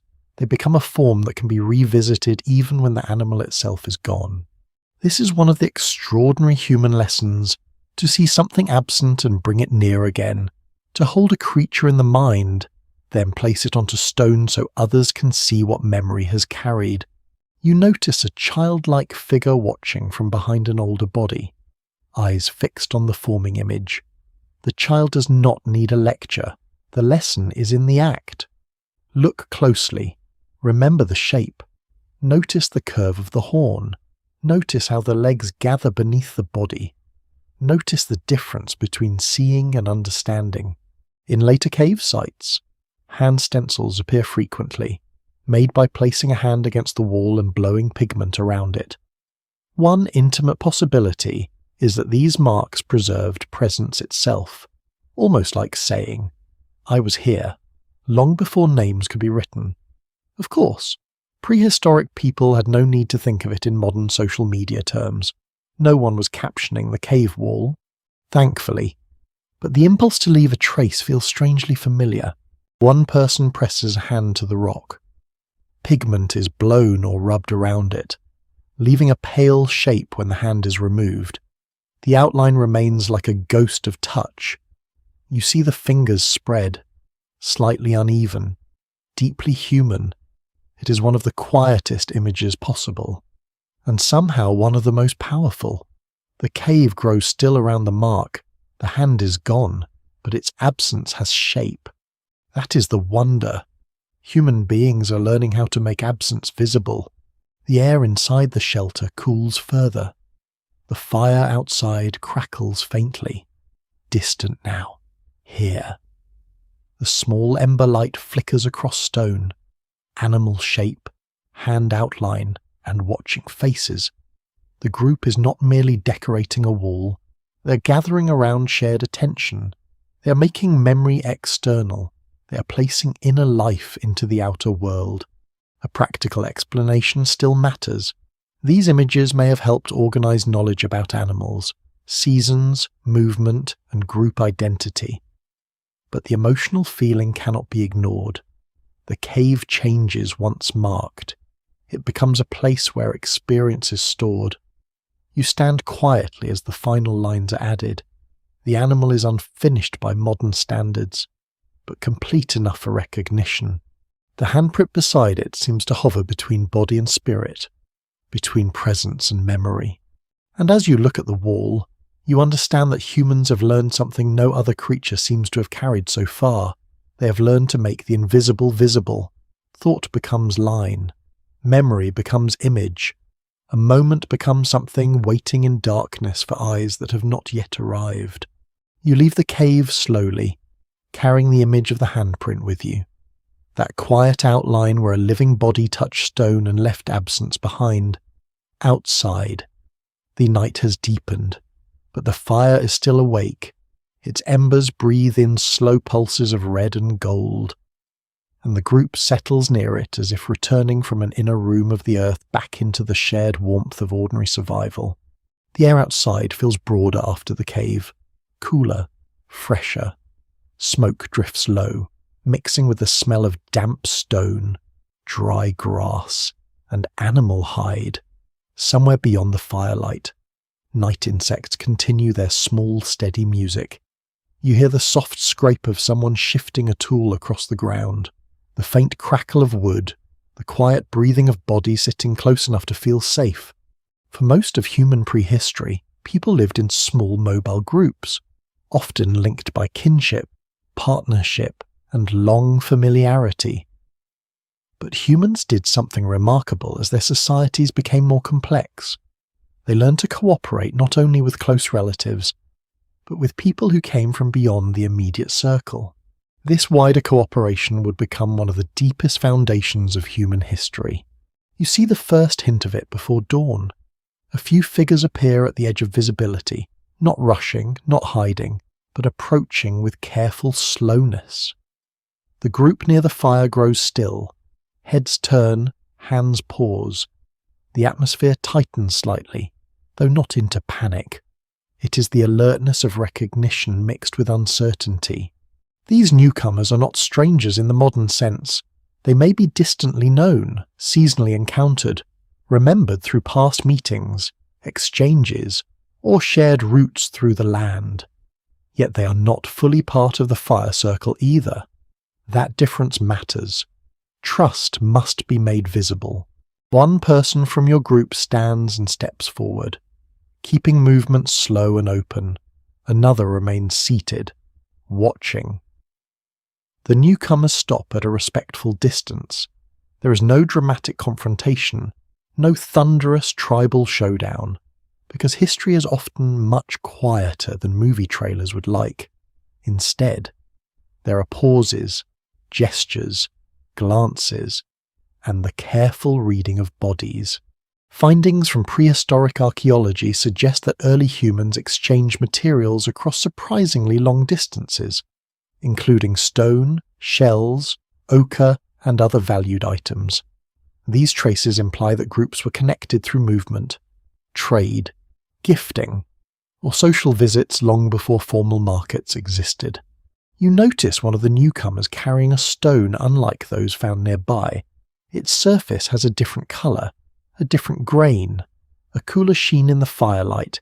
It has travelled from somewhere else, perhaps many days away. When it is placed on the ground between the two groups, attention gathers around it. The object is useful, yes, but it also carries distance. It is a piece of another landscape.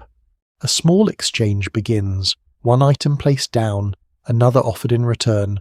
No coins, no contracts, no polite email confirming receipt, Just hands, eyes, memory, and reputation.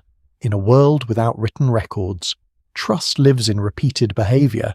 If a group gives fairly, remembers fairly, returns fairly, its name, or something like a name, survives in the minds of others. One lesser-known detail from studies of hunter-gatherer exchange is that gifts often do more than move objects. They create obligations, relationships, and future safety.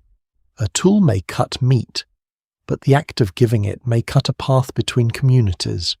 You sit near the fire as the two groups slowly settle into shared space, not merged, not entirely relaxed, but no longer separate in the same way. The fire becomes neutral ground, warm enough for everyone, small enough to require closeness. Its light touches unfamiliar faces, making expressions easier to read. Remember the earlier fire, the one that gathered minds against darkness here. It gathers groups against isolation. The visitors sit carefully, leaving small gaps at first. A child watches another child from across the fire. Someone quietly laughs at a gesture, and the tension softens. Laughter, even in ancient forms, may be one of the oldest bridges between minds, it says, for a moment. We're not enemies, we're ridiculous mammals together, very dignified. Of course, there is still caution. You can feel it in the spacing of bodies and the way tools remain within reach. Cooperation beyond close kin does not mean innocence. It means managing uncertainty well enough that both sides gain more from peace than from fear. Researchers continue to ask how early humans expanded trust beyond family groups. Some emphasize language and shared symbols. Others point to food sharing, marriage networks, seasonal gatherings, or the need to exchange rare materials. Another view suggests that climate instability made wider alliances essential, because no single group could rely on one territory forever. In this quiet meeting, those explanations blend together. You see social strategy without formal politics. You see diplomacy before palaces. You see the early version of a truth that will follow humanity into villages, kingdoms, ports, and digital group chats that somehow still become confusing by the third reply. Food is shared in small portions, not a feast, but enough to matter. Someone passes a piece of cooked meat. Someone else offers gathered plant food. The smells mingle in the air. Warm fat, charred edges, crushed leaves, smoke caught in hair and hide. Hunger softens when food crosses boundaries. One practical observation from anthropology is that food sharing can reduce risk in uncertain environments. A group with extra today may receive help later when conditions change. This is not modern charity exactly. It is survival stretched across time. The night grows calmer. Voices, or voice-like sounds, move quietly between the groups. Gestures become more relaxed. A young person watches an unfamiliar tool being held and shaped. Another imitates the motion in the dust. Knowledge travels almost invisibly, not as a lesson with a title, but as attention moving from one body to another. You realize that this is one of the things humans learned with unusual depth: how to let trust move outward, how to make cooperation larger than blood. Other animals cooperate beautifully within groups, and some form alliances that are genuinely impressive, but humans begin building flexible networks that can include the distant, the remembered, the not quite known. The fire burns lower. The two groups remain close, their shadows overlapping on the ground. For a while, it is difficult to tell where one group ends and the other begins, not because difference has vanished, but because shared warmth has softened its edges. As you watch the embers dim, you understand that cooperation is not always loud or noble. Sometimes it is simply two cautious groups choosing to sit near the same fire and not turn away. From that small decision, whole worlds will eventually grow. You remain beside the fading fire as the shared night slowly loosens its hold on the two groups. The visitors who came from beyond the familiar path are still nearby. wrapped in shadow and ember light, their shapes softened by smoke. No one speaks loudly, no one needs to. The night has done its quiet work, turning caution into something gentler, if not yet trust. Then at least the beginning of trust.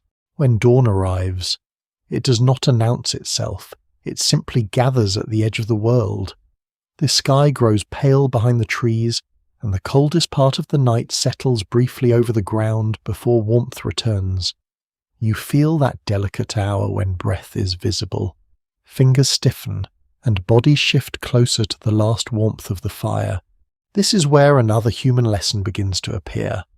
Not only how to survive a day, or cross a landscape, or read another person's intention, but how to sense time beyond the immediate moment. Humans are beginning to understand that the world repeats. Morning follows night. Cold follows warmth. Wet seasons return. Animals migrate. Plants disappear. Then come back. The present is no longer alone. Evidence from prehistoric studies shows that mobile hunter-gatherer groups depended heavily on seasonal knowledge, tracking changes in animal movement, plant growth, water availability, and weather patterns across the year. Long before calendars, survival required remembering when the world changed and what those changes meant. You walk with the group as they leave the resting place near the fire. The ground is damp with morning moisture, and each step presses softly into the earth. The visitors travel in a similar direction for a while, close but not fully mixed. Their presence adds a quiet tension to the morning, though it is no longer sharp. The exchange from the night before has created a fragile thread. The landscape ahead slopes gently toward open ground, where grasses shine silver under dew. Birds call from low branches, their sounds thin and clear in the morning air. You notice how several people look toward the sky, then toward the plants, then toward the distant movement of animals. They are not simply seeing the morning, they are placing it within a pattern. One small but fascinating detail from studies of traditional foraging societies is that people often recognize dozens of seasonal signs that modern urban life tends to flatten into simple words like spring or winter. A certain bird call, a particular insect sound, the flowering of one plant, or the drying of a stream bed can signal that a larger shift is beginning. You see this knowledge in quiet gestures. Someone touches the leaves of a plant and seems to judge its stage of growth. Another examines tracks near softer ground and looks toward a distant ridge. The group adjusts its route slightly. Nothing is explained. But the decision carries memory. Researchers do not fully agree on when early humans developed a true abstract sense of time. Some suggest it emerged from practical seasonal tracking.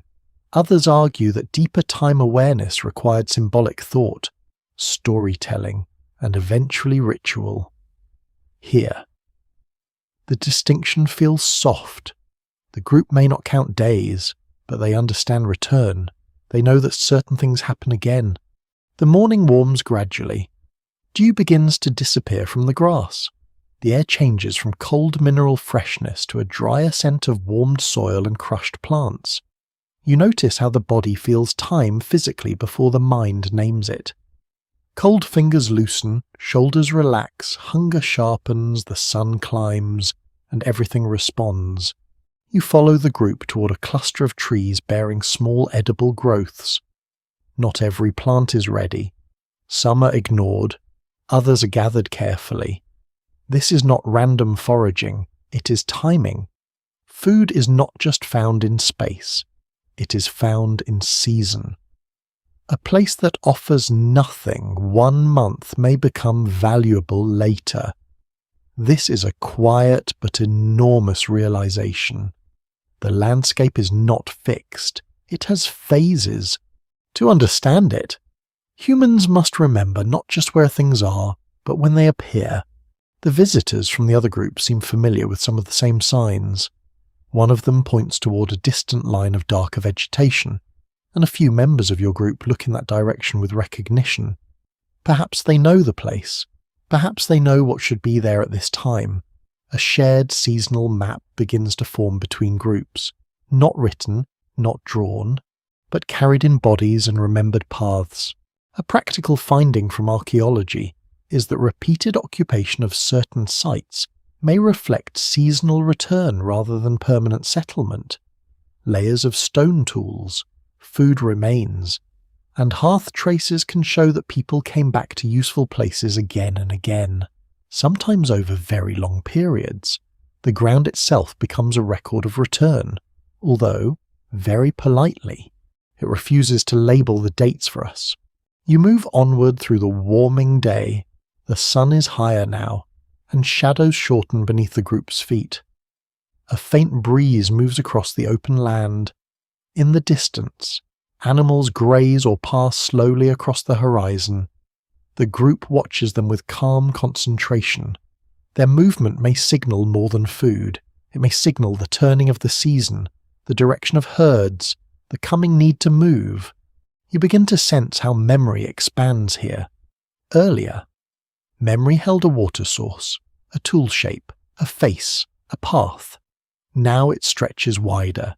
It holds cycles. It compares this morning to mornings before. It anticipates what may come after. The human mind is learning to live in more than one time at once, and perhaps this is one of the strangest things humans learned, to stand in the present while carrying the past and preparing for the future. A wolf can remember, a bird can migrate, a squirrel can store food with impressive dedication, and frankly, better discipline than many modern people with their inboxes. But humans begin weaving memory, expectation, teaching, and shared meaning into a flexible sense of time. By afternoon, the two groups separate gradually. There is no ceremony, only a soft widening of distance. A few gestures pass between them, a look held long enough to matter. The exchange stone remains with your group, carrying not only usefulness but memory of encounter. Perhaps they will meet again when the same season returns. The day begins to soften. Light turns warmer, laying gold across the grass. You hear insects growing louder in the late air. The smell of earth becomes deeper as heat leaves the ground. The group moves toward another familiar resting place, guided by time as much as terrain. As evening nears, you understand that humans have begun to learn the shape of recurrence. Night will come, fire will be needed, certain stars may rise, certain animals may pass, certain plants will return when warmth returns. The world is no longer a series of disconnected moments. It is becoming a pattern, and the human mind is learning how to remember the pattern well enough to survive inside it. You move with the group into a stretch of land where the terrain slowly begins to feel less like open wandering and more like something being quietly shaped over time. The ground is still wild, still untouched by anything resembling modern design. Yet there is a growing sense of familiarity in the way paths reappear, in the way certain spaces feel revisited rather than discovered. The light of late afternoon softens the landscape. Shadows stretch longer again, not sharp like midday, but gentle and diluted. The air carries a warm dryness, mixed with the faint scent of crushed grass and distant water that has already begun to fade behind you. Everything feels slightly slower now, as if the world itself is exhaling. You notice how the group adjusts its movement as evening approaches. This is not a sudden change, but a gradual shift in rhythm. Steps shorten. Scanning becomes more frequent. Conversations, or the early forms of them, grow slightly more deliberate. The day is not ending abruptly. It is being negotiated. Evidence from long-term archaeological analysis of early settlement behaviour suggests that repeated movement between resource zones often created semi-stable routes that later influenced the development of more permanent habitation patterns. These routes were not planned, but they accumulated meaning through repetition. You walk along one of these faintly reinforced paths. Vegetation here is subtly different. Some plants are more compressed, Others appear more frequently, suggesting human presence has influenced the microenvironment over time without deliberate cultivation. You're witnessing the earliest echoes of a landscape memory.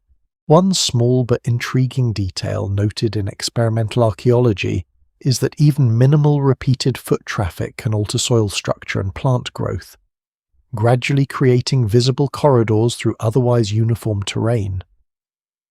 What begins as chance movement slowly becomes pattern. The group pauses near a gentle rise overlooking a wider expanse of land. From here, the horizon opens again. You can see distant movement, possibly animals, possibly other groups. No one reacts strongly. But attention sharpens. Even familiar landscapes require reassessment from new vantage points.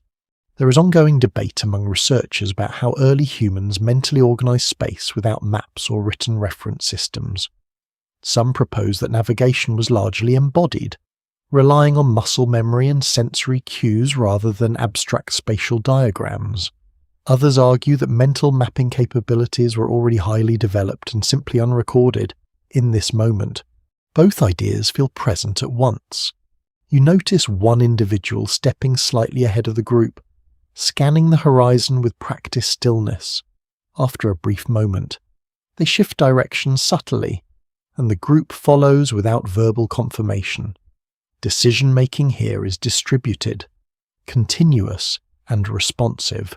The wind strengthens slightly as the group descends from the rise. It moves across the grass in visible waves, bending the landscape into motion. Sound becomes more open again, less contained than in valleys or wooded areas. You hear distant calls of animals and the soft rustle of vegetation responding to air currents. A mainstream interpretation in paleoenvironmental studies suggests that early humans often preferred transitional zones between ecological regions, such as the edges between forest and open grassland. Because these areas provided access to multiple resource types, you can feel that ecological blending here. The group begins to gather in a loosely defined resting area, not a campsite in the modern sense, but a repeated stopping point that offers shelter from wind and visibility across the surrounding terrain. Stones are scattered, not arranged, yet they subtly define space through habit of use. You sit with them as the light continues to shift. The sun is lower now, casting a warm amber tone across the land. Colours deepen slightly, greens become muted, browns grow richer. The environment feels more enclosed even though it remains open. A lesser-known observation from behavioural ecology suggests that humans, like many animals, may exhibit changes in social behaviour during transitional times of day, particularly dawn and dusk. When environmental uncertainty increases, these periods often encourage group cohesion and reduce separation. You notice this cohesion here. Bodies move closer together without conscious instruction. Tools are kept within reach. Fire preparation begins slowly, not urgently. There is no fear, but there is readiness. One individual begins collecting small dry material from nearby vegetation. Another inspects stones that may later be used for striking or cutting.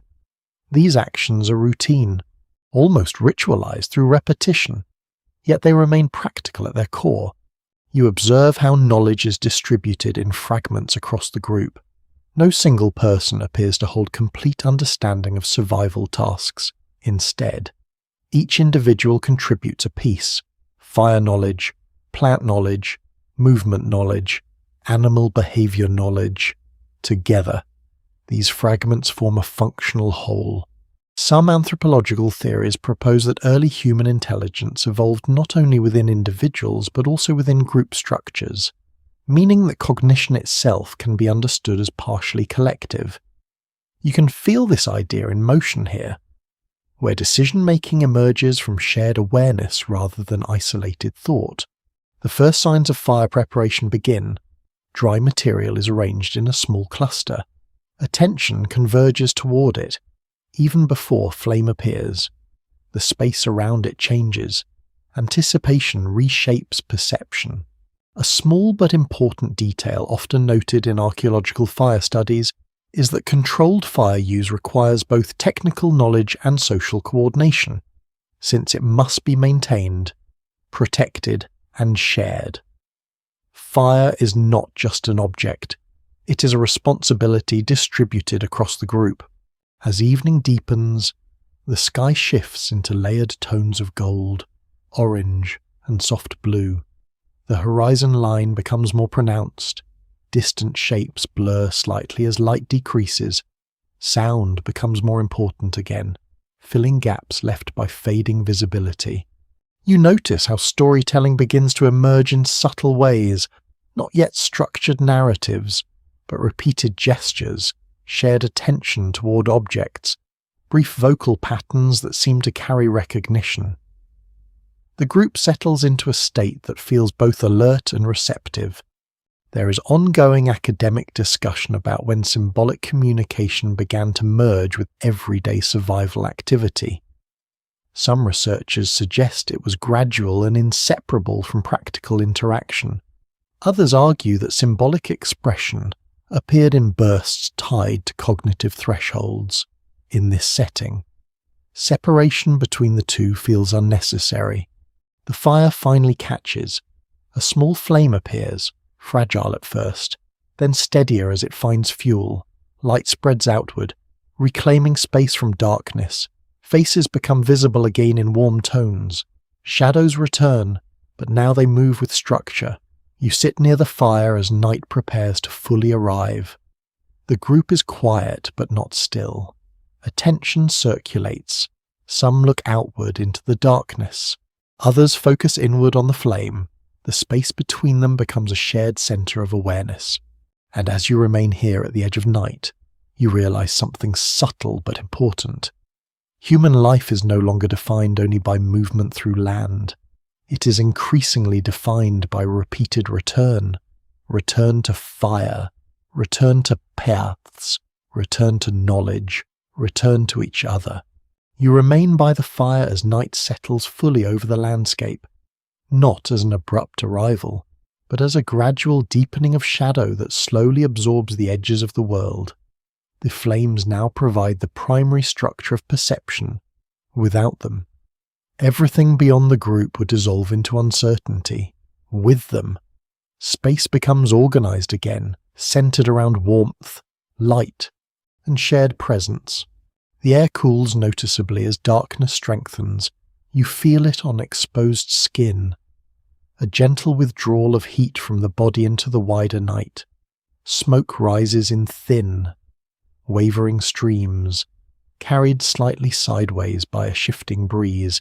It carries the scent of burned wood, dry vegetation, and something faintly mineral from the stones beneath the fire. Around you, the group settles into a familiar arrangement, not formal, not fixed, but shaped by repetition across many nights. Some sit closer to the flames, others remain slightly farther back where the light softens into shadow. Tools are placed within easy reach. Bodies orient toward both fire and darkness, balancing comfort with vigilance. Archaeological interpretations of early habitation sites suggest that repeated fire-centered gatherings played a crucial role in stabilizing social structure, allowing groups to extend waking hours, share resources, and maintain cohesion during vulnerable night periods. Fire is not only warmth, it is coordination made visible. You notice how conversation, in its earliest form, flows more easily now. Small sounds pass between individuals, not full language as you know it, but structured enough to carry intention and response. A change in tone, a brief vocal rhythm, a gesture paired with glance and pause. Meaning is assembled across multiple signals. One lesser-known detail from cognitive anthropology is that early communication systems may have relied heavily on shared context, where meaning was not contained in words alone, but in environment, memory, and mutual attention. You experience that here, where understanding seems to arise before expression is complete. A piece of food is shared around the fire. It passes from hand to hand in slow sequence. Each transfer is deliberate. Each acceptance is acknowledged through brief eye contact or slight nod. This is not just feeding, it is reinforcement of connection, a repeated confirmation that the group exists as a unit. You watch as someone places a tool near the firelight, adjusting its position carefully so the heat does not damage it but keeps it visible. Another person observes, then imitates the action with their own object. Knowledge spreads quietly through observation, not instruction. Some researchers in early behavioral studies suggest that imitation may have been one of the most powerful mechanisms for cultural transmission in prehistoric groups, allowing useful behaviors to propagate rapidly without formal teaching. You can see that mechanism operating continuously here. The fire grows slightly stronger as more fuel is added. Its light flickers across faces, creating shifting expressions that feel almost animated. Shadows move behind the group like silent companions. The world beyond the fire remains unknown, but not absent. It is simply temporarily excluded. You notice how attention behaves differently at night. During the day, it spreads outward across the landscape. At night, it gathers inward toward the fire and the group. This inward focus creates a different kind of awareness, more social, more reflective, more dependent on shared presence. A mainstream interpretation in prehistoric social studies suggests that firelight may have significantly influenced the development of early social cognition by extending periods of interaction beyond daylight hours. In these extended gatherings, observation of others became more sustained and detailed. You sit quietly as the group shifts into a calmer rhythm.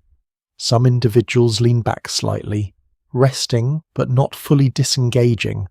Others continue low activity, tending fire or adjusting position.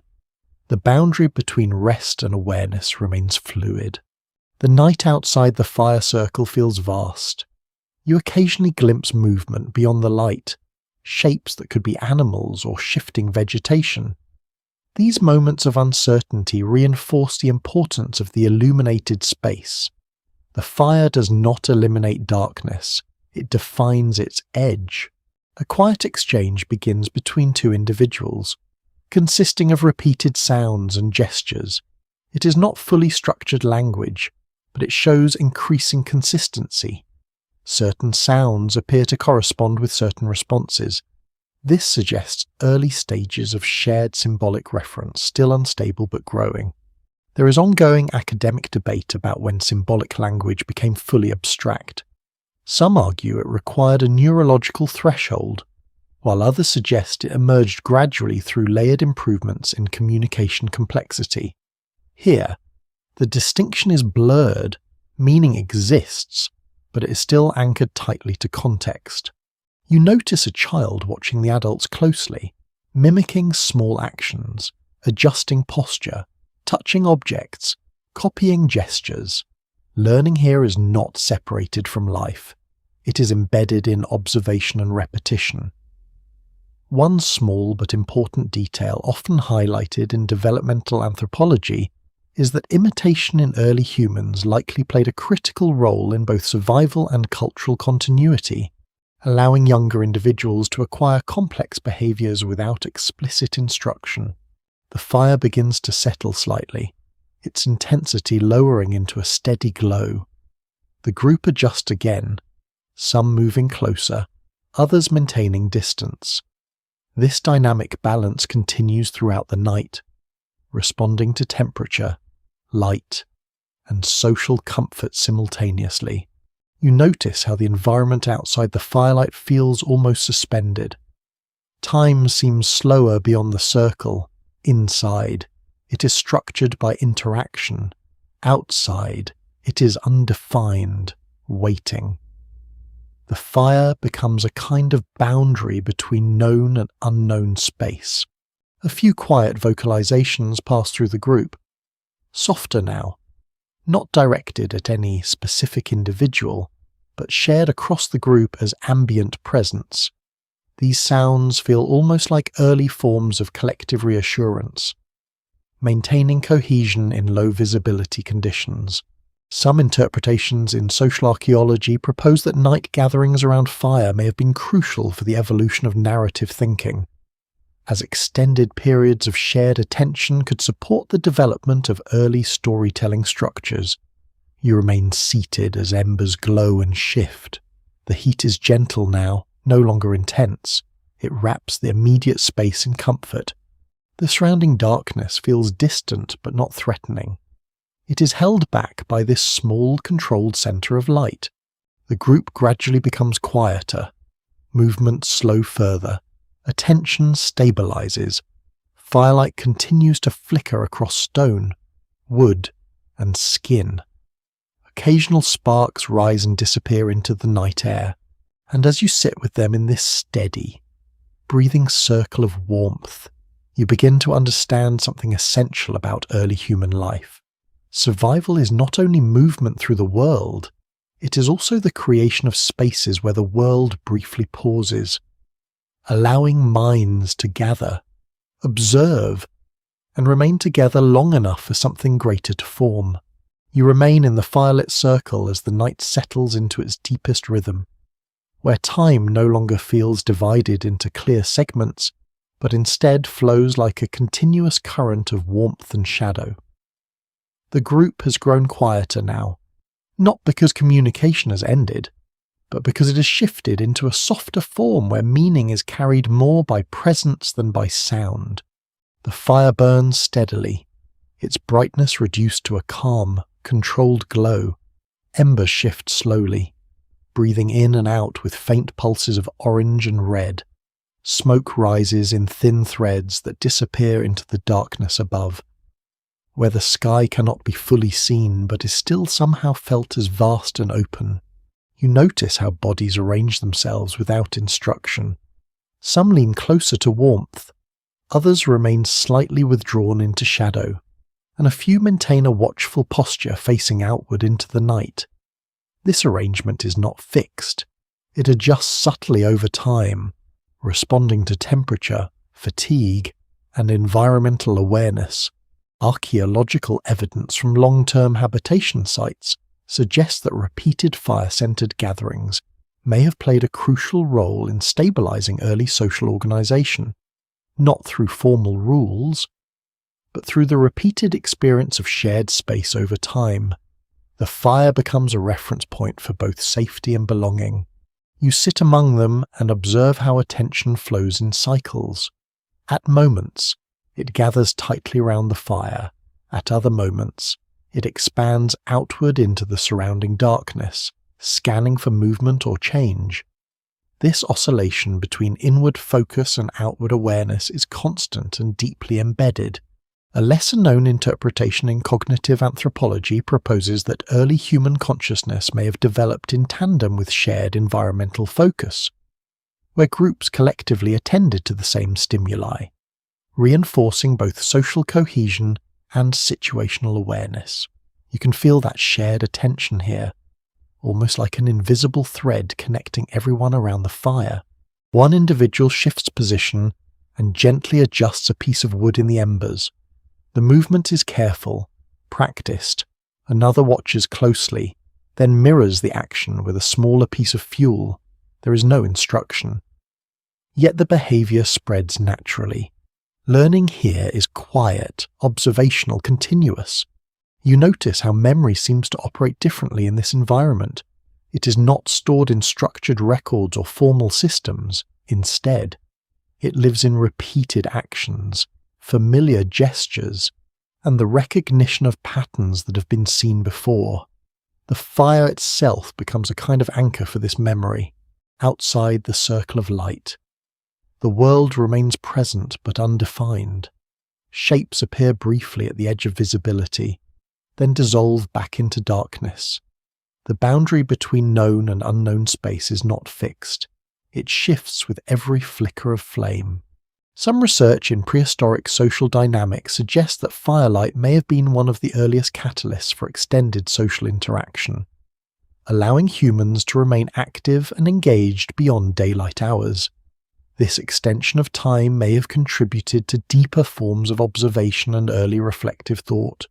You notice a subtle exchange between two individuals seated across from each other. It consists of brief vocal sounds, slight head movements, and pauses that seem to carry meaning between them. There is no structured language as you would recognize it, but there is coordination, intention, and response. There is ongoing academic discussion about how structured language first emerged, with some theories emphasizing gradual development from gesture and vocal imitation, while others propose more abrupt cognitive shifts linked to neurological change. In this setting, the distinction feels less important than the continuity of communication itself. A child nearby mimics the movements of an adult tending the fire. The imitation is not perfect, but it is close enough to suggest understanding. This quiet repetition of behavior across generations ensures continuity of knowledge without formal teaching structures. One subtle but important detail noted in behavioral studies of early human groups is that imitation may have functioned not only as learning, but also as a form of social bonding, reinforcing group identity through shared action. You can feel that bonding here in the repetition of small movements. The fire briefly flares as new material is added, casting stronger light across the group. Faces become more visible, expressions more defined, for a moment. The circle feels almost enclosed by brightness, as if the darkness has been pushed slightly further back. You observe how this shift in light affects perception. Movements become easier to read, attention sharpens, even silence feels different when it is illuminated. The fire does not only provide warmth, it also reorganizes how the mind interprets space. A mainstream interpretation in early human studies suggests that controlled fire use may have significantly influenced social cognition by increasing the amount of time individuals spent observing each other in detail. This prolonged observation may have supported more complex emotional and social understanding. You remain still as the group gradually settles into a more restful configuration. Some individuals lower their posture closer to the ground. Others maintain light vigilance. The balance between rest and awareness is never fully resolved. It is continuously negotiated. The night air grows cooler again beyond the reach of the fire. You can feel it pressing gently against the boundary of warmth. The contrast between inside and outside becomes more pronounced, reinforcing the importance of the shared center. Occasional sounds drift through the darkness. A distant animal call, the rustle of vegetation, the faint shifting of wind across uneven ground. Each sound is small, but together they create a constant awareness of the wider environment beyond the group. Some interpretations in environmental anthropology suggest that early human groups may have developed a heightened sensitivity to nocturnal soundscapes, using subtle auditory cues to maintain awareness of surrounding conditions during vulnerable periods of rest. You notice how attention within the group gradually becomes slower, less reactive, more continuous. Conversations fade into silence. Movements become minimal, yet awareness does not disappear. It remains present, distributed, and lightly held. The fire continues to burn steadily, now reduced to glowing embers rather than active flame. Its light pulses gently across the ground, marking time in irregular rhythms that feel almost natural, almost breathing.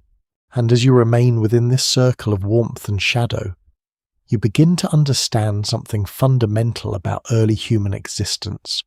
Survival is not only about responding to the world, it is also about creating shared spaces where attention can be held together long enough for memory, learning, and connection to quietly accumulate. You remain with the group as the fire settles into a low, steady glow, where embers pulse faintly like a slow heartbeat beneath ash and charcoal. The night has deepened further now, but it no longer feels as uncertain as before. The presence of repeated firelight gatherings has begun to change how darkness itself is experienced. It is no longer complete absence. It is something measured against shared light. The group is quieter now, but not disconnected. Instead, there is a sense of distributed awareness, where each individual seems partially alert, partially resting, and partially attuned to the others around them. This layered state of attention is not organized by instruction. It emerges naturally from shared experience. You notice how small movements continue even in stillness. A hand adjusts a piece of hide, a body shifts slightly closer to warmth. Eyes open and close in slow intervals. The fire crackles softly as a remaining branch collapses inward, releasing a brief flare of orange light that fades just as quickly. Archaeological studies of repeated habitation sites indicate that prolonged use of fire likely contributed to the stabilization of nighttime social structures, allowing early humans to extend periods of interaction, observation, and shared maintenance of tools and materials. Fire becomes a quiet center around which life reorganizes itself. You sit slightly apart from the brightest part of the flame, where the light softens into a dim amber haze. From here, you can see both the group and the surrounding darkness at once. This position reveals something important. The boundary between safety and uncertainty is not fixed. It is maintained through attention. A lesser discussed insight in behavioral anthropology suggests that early humans may have developed forms of group-based vigilance, where responsibility for environmental awareness was implicitly shared rather than assigned. In practice, this means that awareness is never fully absent, even during rest. One individual near the fire slowly rotates a stick within the embers. The motion is repetitive and unhurried. Another watches for a moment, then mirrors the movement with a different object. There is no teaching session, no formal instruction. Yet the behavior transfers smoothly, as if attention itself is acting as a conduit for learning. You notice how certain actions begin to feel ritualized, not because they carry symbolic meaning yet, but because repetition gives them structure.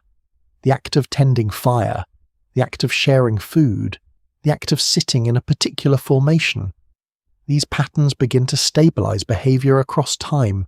Some interpretations in prehistoric cognition research propose that repetition in early human groups may have served not only practical needs, but also cognitive ones, reinforcing memory and predictability in environments that were otherwise variable and uncertain. The fire briefly brightens again as new material is added. The light expands outward, revealing faces more clearly. For a moment, the group feels more defined, as if illuminated into clarity. Then the glow softens again, returning everything to a gentle dimness. You observe how perception shifts with these fluctuations. When light increases, attention becomes outward and detailed. When light decreases, attention becomes inward and reflective. The fire regulates not only temperature but also cognition itself. There is ongoing academic exploration into how extended fire use may have influenced the development of sustained attention and early reflective thought in humans. The idea is not that fire created intelligence, but that it provided conditions where different forms of awareness could emerge and stabilize.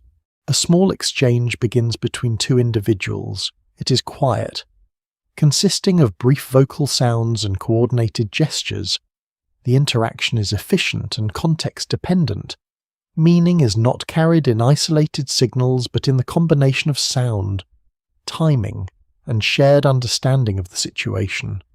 You notice how even silence between these exchanges feels meaningful. Pauses are not empty. They are part of communication, shaping interpretation as much as sound does. A child nearby watches the fire carefully, then imitates a small action performed by an adult. The imitation is imperfect, slightly delayed, but recognizable. This kind of learning through observation continues without interruption, forming a continuous thread of knowledge transfer across generations. One subtle detail often noted in developmental anthropology is that imitation in early human environments likely functioned as both learning mechanism and social integration tool, reinforcing belonging through shared behavior patterns. Outside the firelight, the night remains active. You occasionally notice faint movement beyond the boundary of illumination, a shifting shadow, a distant sound, an animal call carried through air. Each reminder reinforces the importance of the circle of light without disrupting its calm. The group's posture gradually shifts again. Some individuals lean back further, entering a deeper state of rest. Others remain slightly more upright, maintaining passive awareness of the surroundings.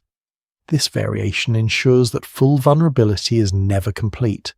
A mainstream interpretation in early human behavioral studies suggests that sleep and rest in mobile groups were likely polyphasic and socially structured, meaning that individuals rested in shifts rather than all at once, allowing continuous group awareness. You can feel this structure here without it being explicitly organized. It is embedded in behavior rather than planned arrangement. The fire continues to burn low, its light now rhythmic and gentle. Embers collapse slowly inward, producing occasional sparks that rise briefly before disappearing into darkness. The sound is soft, almost meditative, blending with a natural nightscape. You notice how memory feels particularly present in this environment, not as a sequence of events, but as layered impressions. The cave from earlier, the handprint, the shared exchange with the visiting group, the path through the valley, all of it feels connected by the continuity of firelight. Some researchers in cognitive archaeology suggest that extended exposure to shared fire environments may have played a role in strengthening episodic memory and narrative awareness, as individuals repeatedly experienced events in stable social contexts. You remain seated as the group becomes quieter still. Breathing slows, movements become minimal. The fire's glow softens to a deep orange, nearly red in places, fading gradually into ash. And as you sit with them in this steady circle of warmth, you begin to understand that early human life is not defined by isolated breakthroughs. It is defined by repetition, by return, by the slow accumulation of shared moments around fire, where attention, memory, and presence begin to gather into something that will eventually become culture. You remain with the group as the last deep embers of the fire settle into a quiet glow, no longer flaring with energy but holding a steady, patient warmth that feels almost like memory made visible. The night is still present, but it has softened. It no longer presses against the group with uncertainty. Instead, it surrounds them like a familiar boundary that has been crossed many times before. The air is cooler now. You can feel it more clearly as the fire's influence weakens. It carries the scent of ash, damp earth, and the faint residue of burned wood. Occasionally, a small spark rises from the embers, drifting upward before disappearing into darkness without sound. Around you, the group has entered a deeper stage of rest, not full sleep in the modern sense, but a layered condition where awareness continues in reduced form. Some individuals remain partially awake, shifting occasionally, adjusting posture, or opening their eyes briefly to scan the surroundings. Others have settled into stillness, their breathing slow and steady. Archaeological interpretations of early habitation behavior suggest that rest in mobile hunter-gatherer groups was often distributed across time and individuals rather than occurring simultaneously. This created a continuous cycle of partial vigilance that maintained group safety even during vulnerable night periods. You sit slightly outside the brightest center of the embers, where the glow is faint and intermittent. From here, the world feels divided into zones of perception. Near the fire, forms are clear and defined. Beyond it, shapes dissolve into uncertainty. This gradient of visibility shapes how attention behaves, even in stillness. A lesser-known observation from environmental psychology proposes that rhythmic light sources such as fire may have influenced early human cognitive states by encouraging patterns of calm attention and reducing reactive scanning. In simple terms, fire does not just illuminate space, it organizes perception. You notice how memory continues to surface in subtle ways during this quiet period. The earlier encounter with the visiting group returns briefly in thought. The exchange of stone, the shared fire, the cautious gestures that slowly shifted into familiarity. These events feel less like separate moments and more like connected threads. Some interpretations in prehistoric social research suggest that repeated shared experiences around fire may have contributed to the development of narrative thinking. As humans began to mentally link events across time into coherent sequences, nearby, one individual shifts slightly, adjusting a piece of material under their body. The movement is minimal, almost automatic. Another briefly opens their eyes toward the edge of the firelight, then closes them again, even in rest. Awareness does not fully disappear, it simply reduces intensity. You notice how the boundary between individual and group feels softer at night.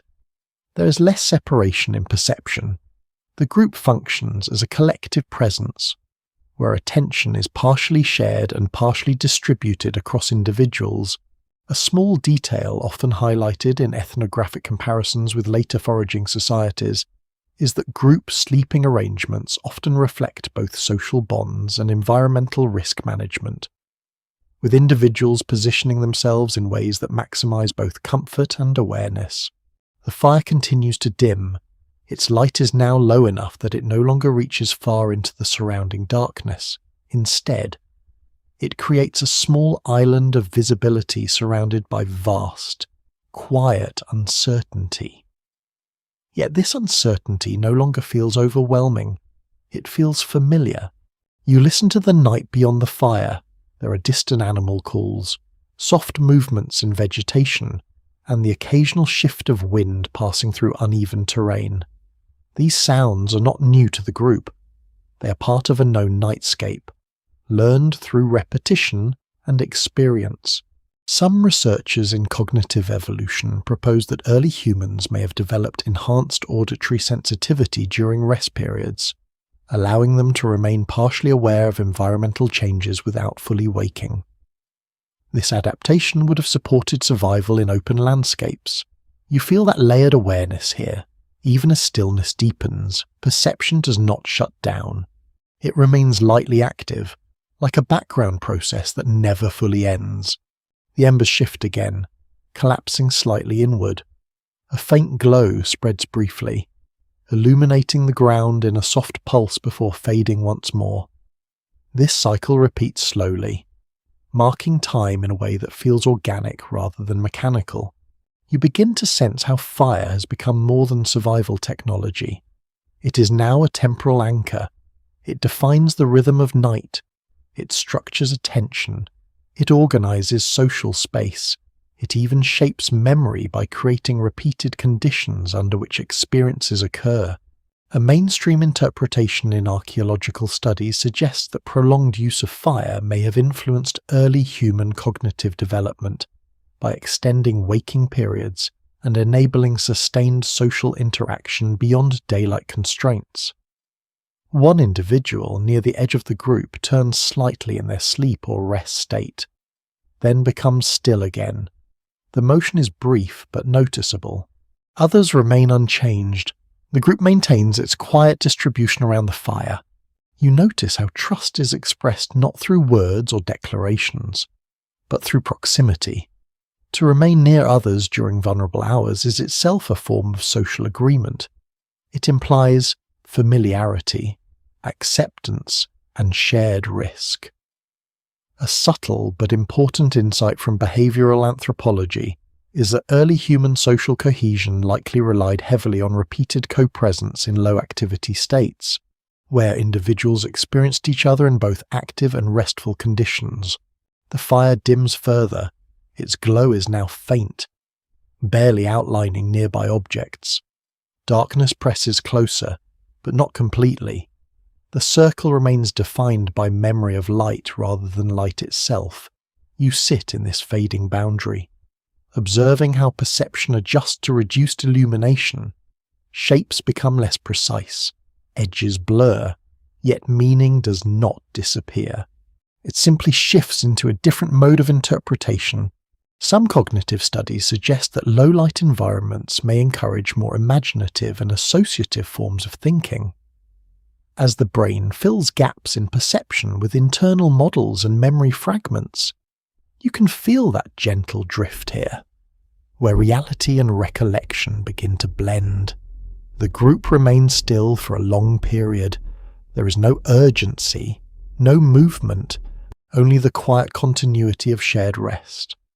The night feels stable now, held in place by routine and familiarity, and as you remain with them in this softened darkness, you begin to understand something essential about early human life. It is not defined by constant action or dramatic change.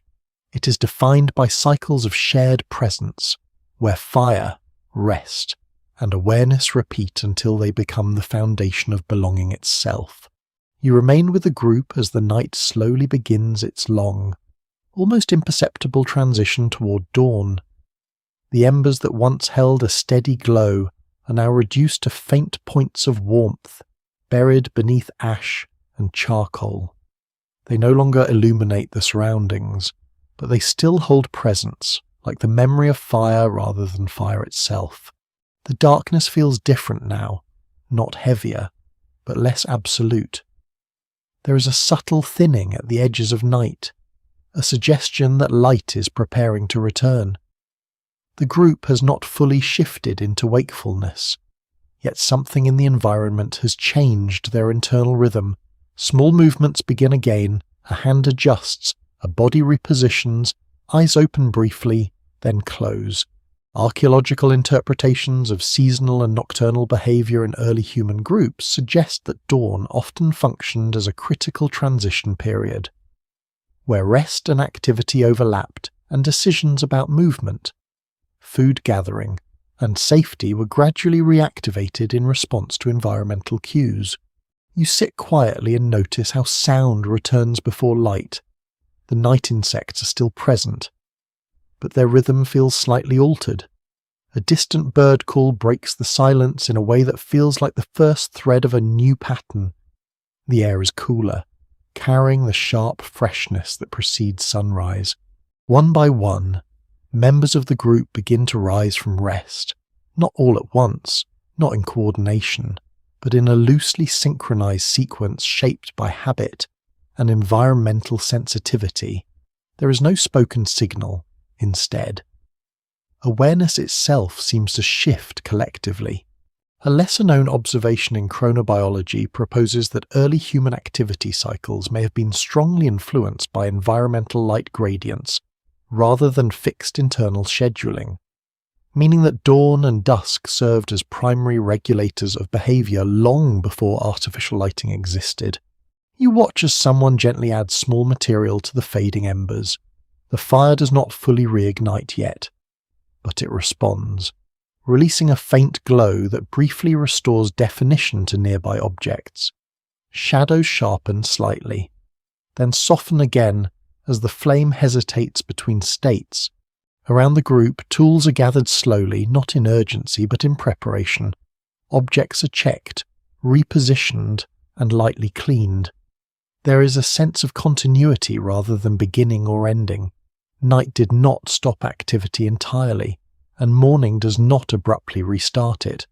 You notice how the group's attention expands outward again. During the deepest night, awareness was mostly inward and close. Now it stretches toward the horizon, toward the direction of travel, toward potential movement in the landscape. Some interpretations in early human behavioral research suggest that dawn awareness may have served as a critical planning phase, where groups reassessed environmental conditions, food availability, and safety before initiating movement across terrain. The sky begins to shift slowly above the horizon, not yet bright, but no longer fully dark.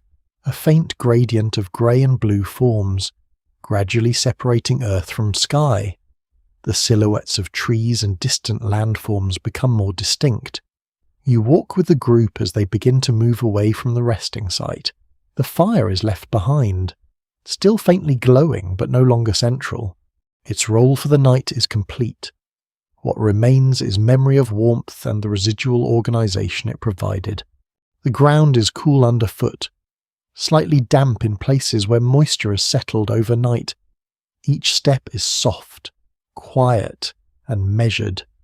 The group moves without rush, maintaining a calm, steady pace that reflects both habit and environmental awareness.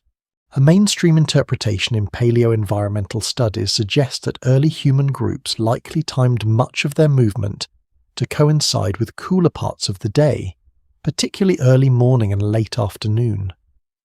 To conserve energy and reduce heat stress, you notice small changes in the landscape as light increases.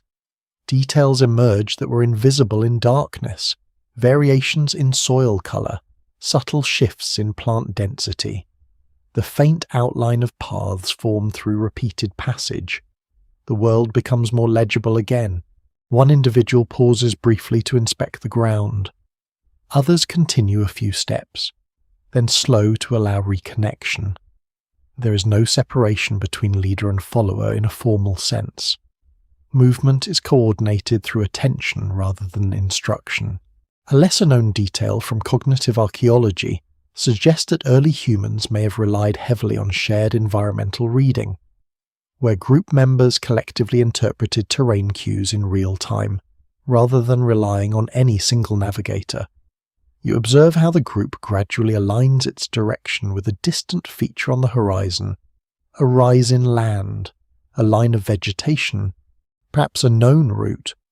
The decision is not announced. It emerges through convergence of attention. The air warms slightly as the sun approaches the horizon line. Light begins to touch the upper edges of the landscape, creating long shadows that stretch behind the group. The transition from night to day feels smooth, almost continuous. You notice how perception changes again. During night, attention was compressed around fire and immediate proximity. Now it expands outward, integrating broader spatial awareness. The mind adjusts seamlessly to shifting conditions. Some cognitive science models propose that human perception evolved to operate in dynamic environmental ranges, constantly recalibrating attention based on changes in light, sound, and movement. You can feel that recalibration happening in real time. The group continues forward, entering a familiar stretch of terrain where paths are faint but recognizable. Vegetation bends slightly in consistent patterns, marking repeated use over time. The land itself carries traces of past movement. You walk alongside them as the sky continues to brighten. The first direct sunlight begins to appear, casting a soft golden tone across the ground. Colors deepen. The world becomes fully visible again. A quiet sense of continuity emerges here.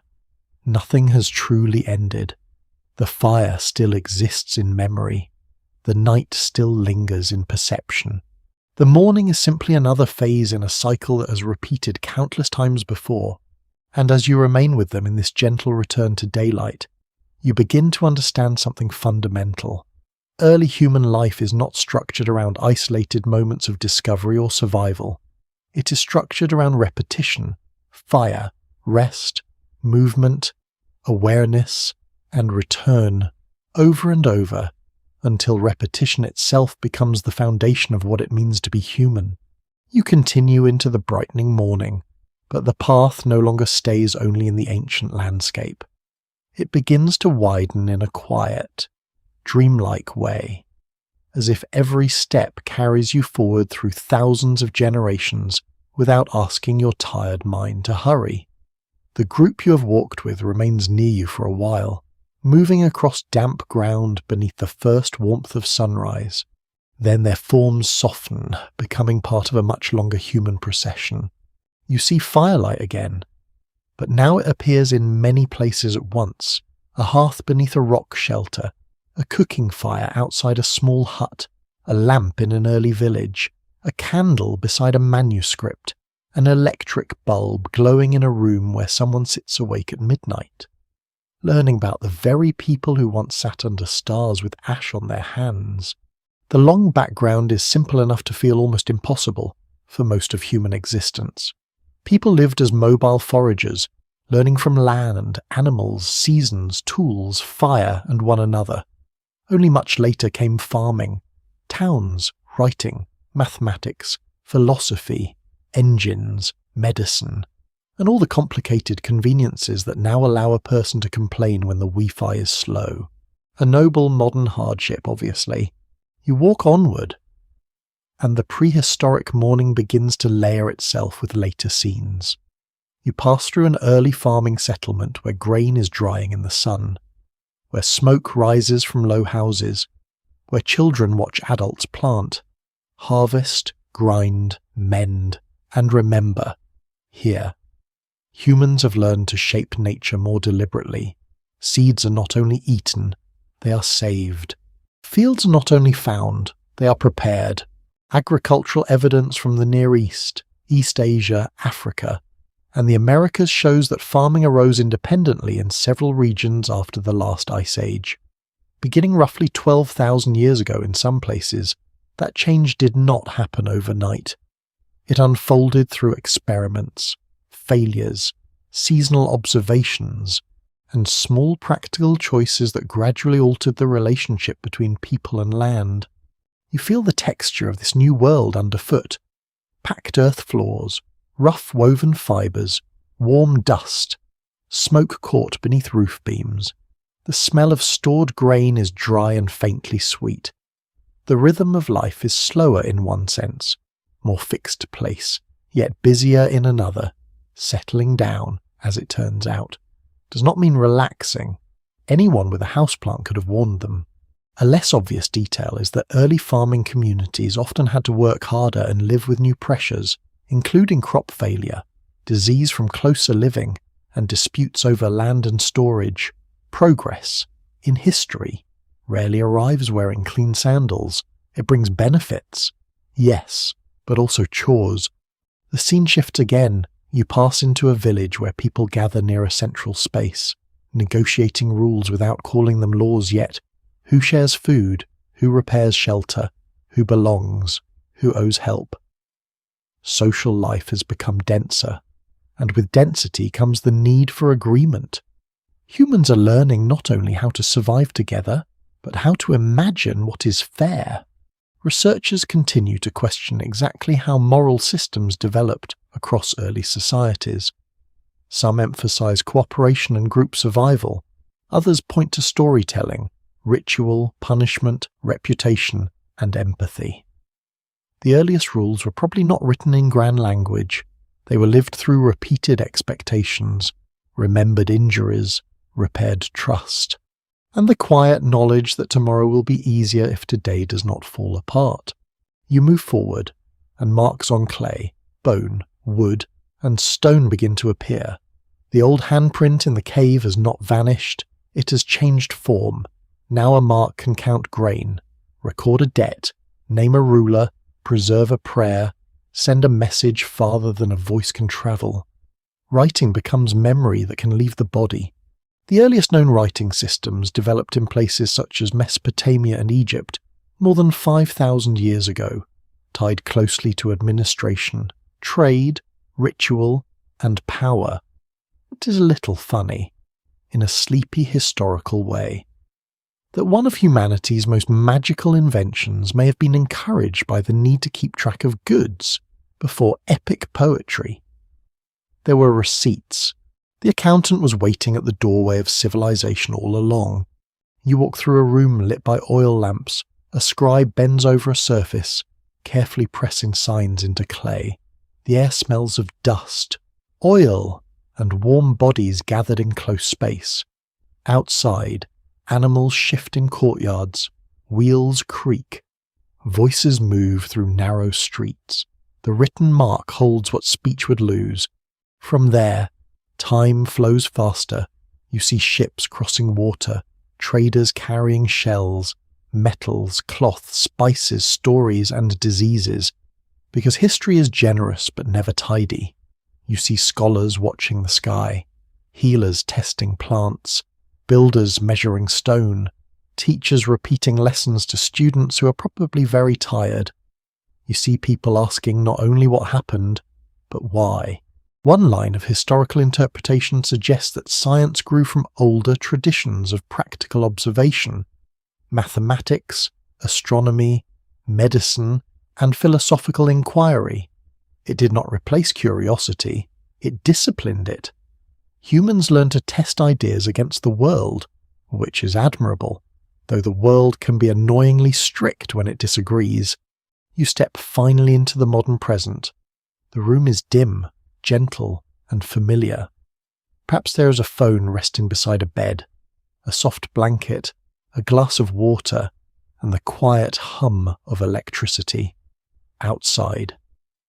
The night continues just as it did for early humans, though now windows, walls, locks, and streetlights stand between you and the dark. And yet, beneath all this modern comfort, the ancient pattern remains. You still gather around light at night. You still tell stories to make meaning. You still depend on knowledge passed down by people you will never meet. You still live inside symbols, trust, memory, tools, time, and shared imagination. And shared. Other animals learn, remember, communicate, build, cooperate, and feel the world in ways that deserve deep respect. But humans carried learning into a strange new dimension. They made knowledge cumulative.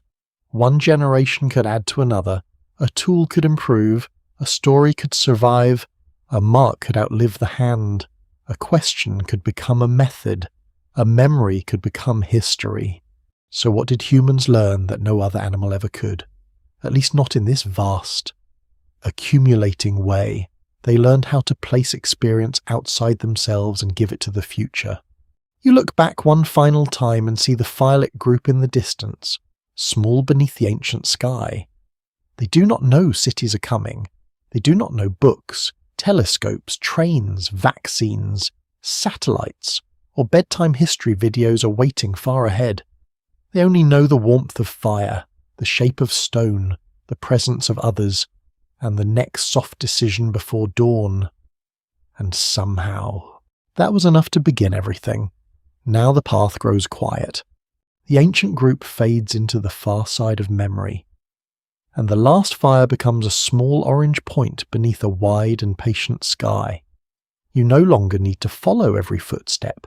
You no longer need to read every track in the soil or listen for every sound beyond the grass. The journey has carried you far enough. The night around you is gentle now. It holds no demand. Somewhere, a fire settles into ash. Somewhere, water moves softly over stone. Somewhere, the first human handprint waits in darkness, still present, still silent, still saying without words that someone was here. You may let the images become softer. The cave wall can blur. The village smoke can thin. The old paths can disappear beneath dew and moonlight. All the centuries you walk through can rest now, folded together like warm cloth at the edge of sleep. And perhaps that is the most peaceful part of history. It does not ask you to solve everything tonight.